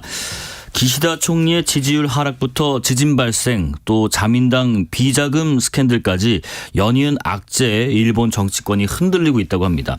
양기호 성공회대 일본학과 교수와 함께 위기에 빠진 일본 상황을 좀 진단해 보도록 하겠습니다. 교수님 안녕하십니까? 네, 안녕하세요. 우선은 그 최근에 있었던 일본 지진 상황 뭐 어떤지 어느 정도 좀 수습이 됐는지 궁금합니다. 지금 상당히 이제 지진이 큽니다. 예. 진도상으로 본다면 7.6이니까요. 그러니까요. 예전에 있었던 코베 대지진보다 약간 더 큰 정도이거든요. 다행히 이제 피해 규모는 그렇게 많지는 않지만 그래도 지금 사망자가 206명 정도. 그러니까요. 연락이 두절된 사람들이 한 500명 넘게 있습니다. 그리고 이제 해일이 있다 보니까 네. 3만 명 넘게 지금 그 높은 지대에 피난한 그런 상태거든요. 네, 그러다 보니까 지금 연락이 두절된 분들 가운데서 생존한 분이 얼마나 계실지 모르고 그리고 이제 피난 가신 분들 대부분 다 고령자입니다. 그렇겠죠. 그러다 보니까 이제 독감에다가 추위에다가 그러면서 앞으로도 사망자가 더 늘어날 가능성이 있거든요. 네. 근데 뿐만 아니라 지금 이제 해일 쓰나미가 있다 보니까 거기 그 이시카와 현 지역인데 쉽게 말하자면 우리나라 동해안 그 맞은편 지역입니다. 네네. 거기가 이제 가장 일본에서 원자력 발전소가 많이 밀집된 지역이에요. 그래서 이제 쓰나미가 들어와서 변전기 시설을 이제 타격을 줬고 네네. 그러다 보니까 냉각수, 오염수가 유출됐을 가능성이 있다라는 그런 그 주장도 나오고 있습니다. 단지 이제 일본 정부에서는 별 문제는 없다. 이건 안전하다 지금 이야기를 하고 있고. 네. 그리고 지금 이제 소방대하고 자위대원 수천 명 정도 투입된 상태입니다. 근데 그럼에도 불구하고 역시 이제 도로가 지금 유실됐고 전기 수도가 지금 중단된 상태라서 앞으로 지금 피해 상황이 조금 더 커지지 않을까 그렇게 보고 있습니다. 네, 네. 눈에 보이지 않는 잠재적인 또 피해까지 집계가 되면 더 커질 수 있다는 말씀이신 것 같은데 그 지진에 대한 일본 정부 대응이 어떤지 궁금해요. 왜 항상 이런 재난 상황에서 정부의 대응이 어땠는지에 대한 평가도 나오고 있고 또 그에 대한 여론은 어떤지도 궁금하고요. 네, 전반적으로 지금 이제 초기 대응 자체에 대해서는 일본 정부가 지금 열심히 노력하고 있다는 것을 일본 국민은 인정을 하고 있고요. 특별 재난 지역으로 이제 선정하고 그다음에 수천 명이는 자위대하고 소방대원을 투입하고 그다음에 많은 물자를 투입을 해가지고 지금 구조에 나선 그런 상태입니다. 네. 그런데 이제 문제는 뭐냐면 아직까지 조금 일본 정부 내에서 좀 안이한 게 아닌가 대응이 그런 게 있어요. 그래요. 그러니까 이제 3만 명이나 지금 피난한 상태고 네. 그리고 200명 이상이 사망했는데도 불구하고 기시다 총리가 한 번도 가지 않았거든요. 그렇습니까? 예. 그러니까 이제 예전에 어떤 게 있었냐면 2011년에 동일본 대진이 있어서 예. 그때 너무 지나치게 정치인들이 현장에 가다 보니까 오히려 구조 활동에 방해가 되고 장애를 일으켰다라고 해가지고 비판이 있어서 네. 차라리 그래서 이제 이번에는 자민당이라든지 여야당 하나가 돼가지고 이번에 정치인들은 가지 말자.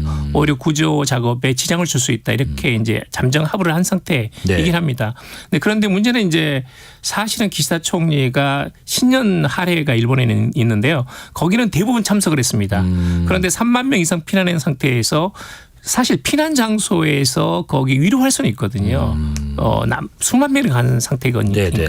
그래서 정말 이것도 가지 않고 그리고 이제 NHK 같은 데서 출연해가지고 사실은 일본 내 정치 스캔들 문제가 크다 보니까 사실은 재해라는 것은 일본 정부의 가장 중요한 기능이거든요. 그렇죠. 국민의 생명과 재산을 지키는 것이 국가의 기본 업무인데 그걸 제쳐두고 주로 정치 스캔들 부분에서 일본 자민당이 이런 상황에 적극 대응하겠다는 식으로 이야기를 한 겁니다. 그러다 보니까 관저 내 우리 같으면 대통령실 내에서 정말로 기시다 총리가 아주 각오를 가지고 이 엄청난 재난에 대응하려는 어떤 정말 그 결기가 있느냐 그런 게 느껴지지 않는다라고 해가지고 상당히 이제 비판도 나오고 있습니다. 네. 현장에 가도 문제 안 가도 문제가 나오는 그렇죠. 거 보니까 지금 지지율이 그렇게 높지 않다 보니까 또 이런 비판도 나오는 거 아닌가 생각도 드는데 뭐 지진은 자연재해지만 정부의 어떤 위기관리 능력이 여기서 지금 나오는 거잖아요. 근데 이게 지금 정권 지지율과 또 밀접한 관련도 있을 것 같고요. 2011년 동일본 대지진 때는 어땠나요? 그때는 정말 컸죠. 그때는 지금은 이제 이번에 7.6이죠. 그때는 이제 9.0입니다. 진도가. 그리고 지금은 사망자가 200명인데 당시는 2만 명이 넘었어요. 그렇습니다. 100배 이상 수준이고 그리고 정말 일본의 국가 예산에 뭐 수배에 이를 정도로 엄청난 그런 그 피해가 있었죠. 네네. 그런데 그때 당시 이제 갓나오토 총리였는데 본인이 직접 이제 헬기를 타고 가가지고 여러 가지 재난 수습을 했는데 그 초동 대응에서 여러 가지 그 좀 기술적인 문제가 있었습니다. 그리고 지금과 달리 당시는 이제 쓰나미로 인해 가지고 후쿠시마 원자력 발전소가 폭발된 상태였거든요. 근데 폭발하고 나서도 그걸 식히기 위해서 당장 그 냉각 조치를 해야 되는데 그 말하자면 바닷물을 끓여가지고 31시간이 지난 다음에 겨우 늦게 대응을 한 겁니다. 그래서 이제 당시 민주당의 대응이 너무나 부족했다. 그리고 이건 상당히 그 도쿄 전력이라든지 정부 내에서도 그리고 이제 전력회사 내부에서도 여러 가지 심각한 문제가 있었다. 2008년부터 이런 사태가 있을 거라고 예상이 있었음에도 불구하고 도쿄 전력도 일본 정부도 거의 대응하지 않았다라는 것이 이제 여러 가지 비판이 나왔었거든요. 그러다 보니까 무려 지지율이 15%까지 떨어진 겁니다. 그래서 결과적으로는 어떻게 됐느냐. 일본 민주당이 당시 이제 오래간만에 정권을 잡았는데 여기에 대한 대응 부족이라는 비난이 쏟아지면서 결국은 지지율이 15% 내려갔고 1년 반 뒤에 2012년 9월 달에 총선거가 있었습니다. 그러면서 자민당이 압승을 하고 민주당이 참패를 한 거죠. 그러니까 사실 말하자면 집권 여당이 재난 대응을 못 해가지고 퇴진했다. 그 사례가 바로 일본 민주당과 3.11 동일본 대지진 사례이다. 이렇게 볼 수가 있습니다. 이번에도 이 대처를 그때를 좀 교훈 삼아서 잘 해 나가야 될 것 같긴 한데 기시다 후미오 총리 지지율이 그런데 지금 곤두박질 치고 있는 가운데 지진까지 겹치면서 이제 악재가 겹쳤다 이런 분석도 나오고 있더라고요. 교수님께서는 기시다 내각 분위기 어떻게 평가하고 계세요? 지금 사실은 이 정도 지지율이면 물러나야 됩니다. 한때 많이 떨어졌을 때는 지금 16%까지 떨어졌었거든요. 그리고 지금은 27% 지지한다가 27% 지지하지 않는다가 무려 70%입니다. 그러니까 이건 정말 2배 이상의 국민들이 기시다 총리를 싫어하는 거거든요. 그리고 한때 16%까지 떨어졌는데 대체로 10%면 물러나야 됩니다. 전후에 이제 그 일본 정부 여당에서 지지율이 총리에 대한 지지율이 10%대가 3번 정도 있었는데 그때 모두 물러났습니다. 그런데 지금은 이제 물러나지 않고 오히려 본인은 지금 앞으로 조금 더 하겠다라는 것이고 심지어 일본 국민들한테 설문조사를 했더니 적당한 후보자가 없다 보니까 올해 9월 달에 자민당 총재 선거가 있거든요. 그때까지 기시다 후미오가 계속 정권을 유지해도 나쁘지 않다라는 여론이 54% 정도 나왔어요. 그래요? 상당히 이제 아이러니가 재밌네요. 있는데 재밌는 현상인데요. 뭐 그러다 보니까 지금은 자민당에 대한 지지가 워낙 높습니다. 예를 들면 자민당하고 야당을 비교해 보면 자민당을 지지하는 일본 국민이 30%, 야당은 일본 유신회가 대체로 5%, 입헌민주당, 야당도 5% 정도입니다. 6배 이상 차이가 있거든요. 그러다 보니까 당분간 정권이 교체될 가능성은 거의 제로. 없다라고 보시면 됩니다. 그리고 자민당 내에서 지금 기시다 총리를 대신할 만한 적당한 인물이 있느냐라고 하면 또 그렇지 않거든요. 그것도 아니고. 그러다 보니까 이제 차선을 하다 보니까 당분간은 어쩔 수 없지 않느냐라는 그런 그 민심이 있는 것도 사실입니다. 참 아이러니합니다. 당신이 이끄는 건 싫지만 그렇다고 딱히 뭐 뾰족한 수도 없다. 맞습니다. 갈 수밖에 없는 상황인 것 같고 이런 와중에 또 자민당의 비자금 스캔들을 수사하는 도쿄지검 특수부가 최대 파벌인 아베파 소속 현역 의원을 처음 체포를 했더라고요. 비자금 수사. 이 자민당과 기시다 총리에게는 어떤 영향을 줄지요? 이거 적지 않은 영향을 미칠 거라고 봅니다. 그러니까 이제 도쿄지검 특수부가 있거든요. 이건 주로 이제 정치 비리를 수사하는 기관인데 이 내용은 뭐냐면 일본에서는 우리도 마찬가지로 후원회를 합니다. 그러면 이제 후원회에서 일본 정치인들이 그 파티권을 팔거든요. 그러면 기업이나 이제 자민당원들이 사주는데 그걸 파는 내역에 대해서 그게 그러니까 어느 정도 쉽게 말하자면 파티권이 팔렸는가에 대해서 전부 다 그 정치 자금 규정법에 따르면 기입을 하게 돼 있습니다. 반드시 하나도 빠짐없이 해야 되는데 자기가 정한 기준 어느 정도 자기가 기대했던 예상치를 충족시켰으면 나머지 현금에 대해서는 기입을 하지 않은 겁니다. 심지어 아베 파벌이 가장 큰 파벌인데 그 아베 파벌을 다 합치다 보니까 우리나라 돈으로 하면 거의 한 뭐 50억 넘게 그렇게 비자금을 축적한 겁니다. 이걸 5년에 걸쳐 가지고 55억 원에 이르는 자금을 아베 파벌 최대 파벌에서 일본의 가장 자민당의 핵심에서 비자금을 그렇게 축적을 한 겁니다. 그러니까 이 사안으로는 굉장히 큽니다. 1988년에 이제 리크루트 스캔들이 있었거든요. 그때도 엄청나게 큰 사안이었는데 사안 자체를 보면 굉장히 큰 사안인데 지금 앞으로 이제 어떻게 될지 모릅니다. 이제 지금 마침 수사가 시작된 단계이기 때문에 지금 이키다 의원이라는 그 자민당의 중진 그 아베 파벌 의원이 지금 체포가 됐거든요. 근데 앞으로도 지금 계속 이 사안이 남아 있는데 이미 이제 작년 11월 달부터 이 사안이 나왔기 때문에 기시다 총리는 지금 아베 파벌을 대규모로 전부 다 쉽게 말하자면 내보낸 경질한 상태입니다. 관방장관이라든지 경제산업 대신을 다 내보냈고요. 그리고 이제 당 내에서는 정치쇄신본부를 만들었습니다. 만들어가지고 파벌도 다시 한번 검토를 하고 그리고 정치자금법도 다시 한번 엄격하게 만들어가지고 이런 사태가 재발하지 않겠다라고 이야기는 하고 있거든요. 그런데 이제 이 사태가 지금 만약에 이제 규모가 더 커지고 도쿄 지금 특수부의 수사 결과가 이제 공유가 되고 확산이 되면 국민들이 보기에는 기시다 정권 안 된다. 자민당 정권에 대해서는 정말로 실망하고 기시다 총리도 빨리 물러나는 게 낫겠다라는 식으로 기시다 총리의 그런 어떤 교체 가능성을 높일 가능성은 굉장히 큽니다. 그러니까 앞으로 이제 사항을 좀 지켜봐야 될 것 같습니다. 우리로 따지면 뭐 수십억 대의 정치자금법 위반 혐의로 맞습니다. 현역 의원이 체포된 상황이고 수사 결과에 따라서 정치적 명운까지 갈 수 있는 그런 상황인 것 같습니다. 그러면 기시다 총리 입장에서는 정말 여러 가지로 머리 아플 것 같아요. 뭐 지진도 왔지, 지지율 폭락도 왔지, 이런 스캔들도 있었지. 그러면 뭔가 이렇게 좀 반등을 할 수 있는 기회를 노려야 될 텐데 어떤 카드를 준비할 수 있을까 싶습니다. 사실은 이제 기시다 총리가 외무대신을 5년 했거든요. 그러니까 외교의 기시다라고 해도 과언이 아닌데요. 지금 아직 확정은 안 됐지만 2월 달에 한국에서 한중일 정상회담이 가능성은 있습니다. 근데 한국과 일본은 여기에 대해서 굉장히 긍정적인데 중국이 지금 그 중일 간의 여러 가지 오염수 문제로 일본산 수산물 수입을 완전히 중단한 상태거든요. 중국 내에서 지금 반일 감정이 좀 있습니다. 근데 그러다 보니까 이게 쉽지 않은데 확실한 것은 3월 초에 기시다 총리가 워싱턴을 방문해 가지고 바이든 대통령하고 정상회담 국빈 방문하는 거 이건 거의 확정이 됐습니다. 그래서 이제 이런 카드로 지지를 약간 좀 반등을 시키고 그리고 3월 달에는 이제 임금 인상 지금 일본도 인플레가 심하거든요. 그래서 인플레가 된 만큼 급여도 올라야 되는데 급여를 올리자고 몇 번 이야기를 하는데 기업들이 잘 말을 듣지 않습니다. 그러다 보니까 이제 이걸 다시 한번 이걸 재촉해 가지고 임금을 인상하는 거 그다음에 6월 달에는 이제 소득세를 경감하는 거 이런 정도의 이제 조치는 있거든요. 그러다 보니까 기시다 총리가 여러 가지 카드를 가지고 지속시킬 가능성이 있습니다. 다행히도 지금 중간에 선거가 없습니다.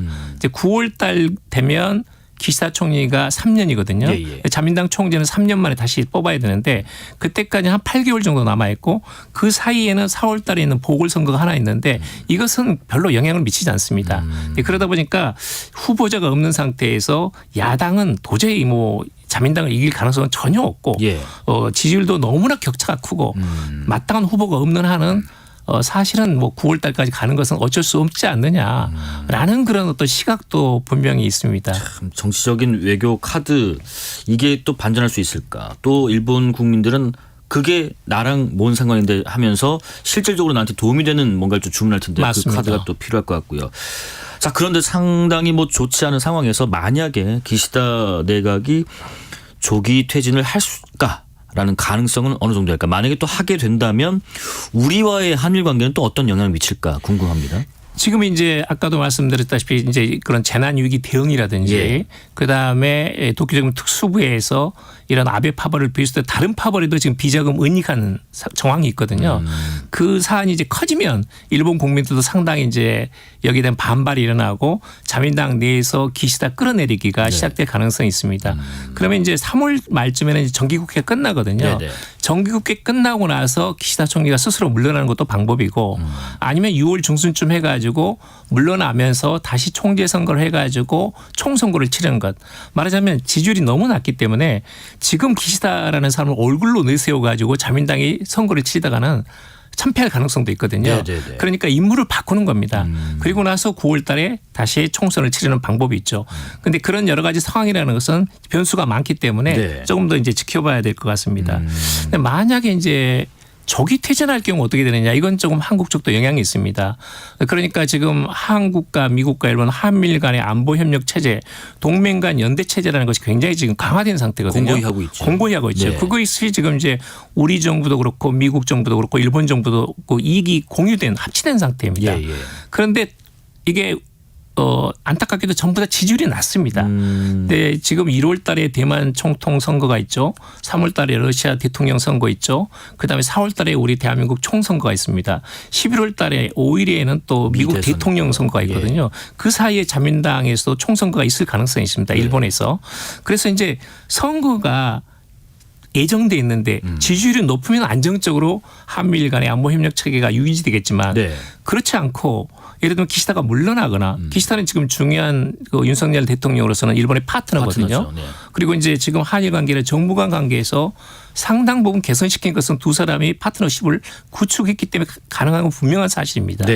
그런데 이게 이제 파트너가 물러나거나 또는 이제 미국에서 대통령 선거에 따라서 여러 가지 지곡 변동이 있을 수가 있거든요. 예를 들면 트럼프 대통령이 들어서게 되면 북미 간의 대화가 활성화될 수도 있고 한미일 간의 네트워크가 크게 약화될 수도 있어요. 왜냐하면 이제 주한미군, 주일미군 비용에 대해서 트럼프 대통령이 강력하게 비용 분담을 요구를 하고 있기 때문에 문제제기할 수 있죠. 그렇죠. 그런 부분에서 상당히 이제 변수가 많아서 상반기는 제가 보기로는 아마 이대로 가지 않을까. 근데 한국의 총선 결과에 따라서 또는 이제 그 뭐 기시다 총리가 어느 정도까지 버티느냐에 따라서 하반기에 대해서는 상당히 미국 대통령 선거 포함해 가지고 이런 그 지곡 변동이 큰 변화가 일어날 가능성은 분명히 있습니다. 네. 마지막으로 그 일본의 정치권 지각 변동이 어떻게 달라질지 뭐 예측하기는 어렵겠지만 그래도 대비는 해야 되겠죠. 우리나라는 어떤 대처를 플랜 B 혹은 C를 준비해야 될까요? 그런데 이제 예를 들면 이겁니다. 그 강제징용 해법이 아직 끝나진 않았거든요. 그러면 올해 빠르면 연내에 대법원에서 집행 명령이 나오면 그동안 승소한 분들이 계시기 때문에 현금화가 진행될 가능성은 있어요. 만약 이게 진행된다면 이제 한일 간에 큰 또 파장이 예상이 돼 있거든요. 근데 그런 점에서는 우리도 이 부분에 대해서 선거하고 상관없이 이 부분에 대응을 해 나가야 됩니다.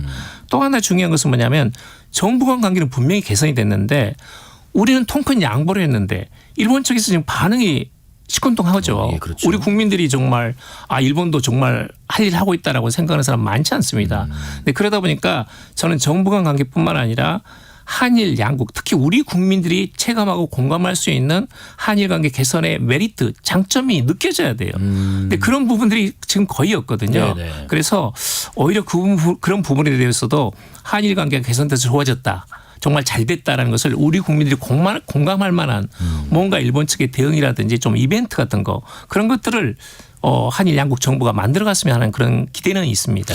또 하나가요. 좀 보충되는 질문일 수 있을 것 같은데 지금 포스트 기시다가 보이지 않는다라는 얘기도 있고요. 아니다. 이런 인물이 나올 수 있다라는 예상도 있는데 어떻게 생각하십니까? 그런데 지금 후보자군으로 올라오는 예를 들면 이시바라든지 뭐 그다음에 코노타로라든지 여러 가지 후보자들이 있는데 지지율이 낮습니다. 그리고 지금까지 여러 가지 기시다 총리가 일을 맡겨가지고 해봤는데 대부분 코노타로도 실패했거든요. 디지털 문제에서도 마이넘버라고 이제 주민등록증에 해당하는 것인데 거기서 이제 상당히 문제가 많았습니다. 그다음에 이시바 같은 사람은 유력한 후보이긴 한데 이미 자민당 내에서는 굉장히 인기가 낮습니다. 또 일본 국민들도 이제 한 시대가 지나가지 않았나 구시대 인물 아닌가 하는 생각도 있고 그래서 우리하고 달리 일본 내에서는 자민당은 말하자면 파벌에서 지지가 있어야 되거든요. 의원 내각제이기 때문에 총리는 가장 큰 다수 파벌들이 지지를 해야 됩니다. 그런데 지금 후보군으로 올라오는 사람들이 다수 파벌이 지지하는 사람들이 아니고 다수 파벌 내에서 후보자들이 있었는데 그 사람들은 지금 아까 말씀드린 비자금 은닉건으로 해가지고 수사 대상이거든요. 그러다 보니까 그 사람들은 적절한 후보가 될 수가 없는 겁니다. 그런데 그런 점에서는 이제 후보군이 적절하지 않고 이렇게 가다가는 정말로 9월 달까지 자기 임기를 채우는 3년 임기를 채우는 그러면서 금년 10월 이후에 총선거가 치러지는 그런 상황이 될 가능성도 있습니다. 일본 국민은 어떤가요? 과연 이렇게 지지율이 낮고 정권에 대한 불만이 많은 상황에서 뭐 퇴진 운동을 펼치고 뭐 대규모로 움직임이 있고 그렇지는 않나요? 일본에서는? 일반적으로는 이제 의원 내각제이기 때문에요. 예를 들면 대통령이면 국민 누구나 투표를 합니다. 그렇지만 의원 내각제는 뭐냐면 국회의원들이 자기들끼리 여당이 되면 여당 내에서 총리를 바꾸는 거거든요. 그 임기가 짧으면 2달이 된 경우도 있고 아베처럼 한 8년 가까이 한 사람도 있습니다. 그러다 보니까 일본 국민들은 정치 자체를 바꾸는 것은 선거를 통해서 가능하지만 선거 이외의 어떤 그런 그 시위라든지 데모라든지 어떤 그런 부분에 대해서는 굉장히 자숙하고 실제로 일본 여론들도 그런 부분에 대해서 잘 보도를 해주지 않습니다. 좀 지나칠 정도. 정도로. 네, 그러다 보니까 긍정적으로 보면 어떤 그 법치라든지 또는 어떤 질서라든지 이런 것이 유지되지만 부정적으로 본다면 답답하죠. 바뀌지 않는 거예요. 뭐 정권이 안 바뀌거든요. 또 총리가 바뀌어봤자 크게 달라지지도 않습니다. 또 그것보다는 이제 일본은 천황제도 있고 재난이 많기 때문에 재난, 천황제 이런 거 생각하면 차라리 안정적이 낫다는 일본 국민들의 생각도 분명히 있거든요. 그런 점이 좀 한국과 다릅니다. 양기호 성공회대 일본학과 교수였습니다. 고맙습니다. 네, 감사합니다. 오늘 뉴스레터 K 여기까지입니다. 치킨 쿠폰 받으실 분들 뉴스레터 K 홈페이지를 확인해 주시고요. 오늘도 여러분과 함께 세상을 읽어봤습니다. 지금까지 뉴스레터 K 김용준이었습니다. 고맙습니다.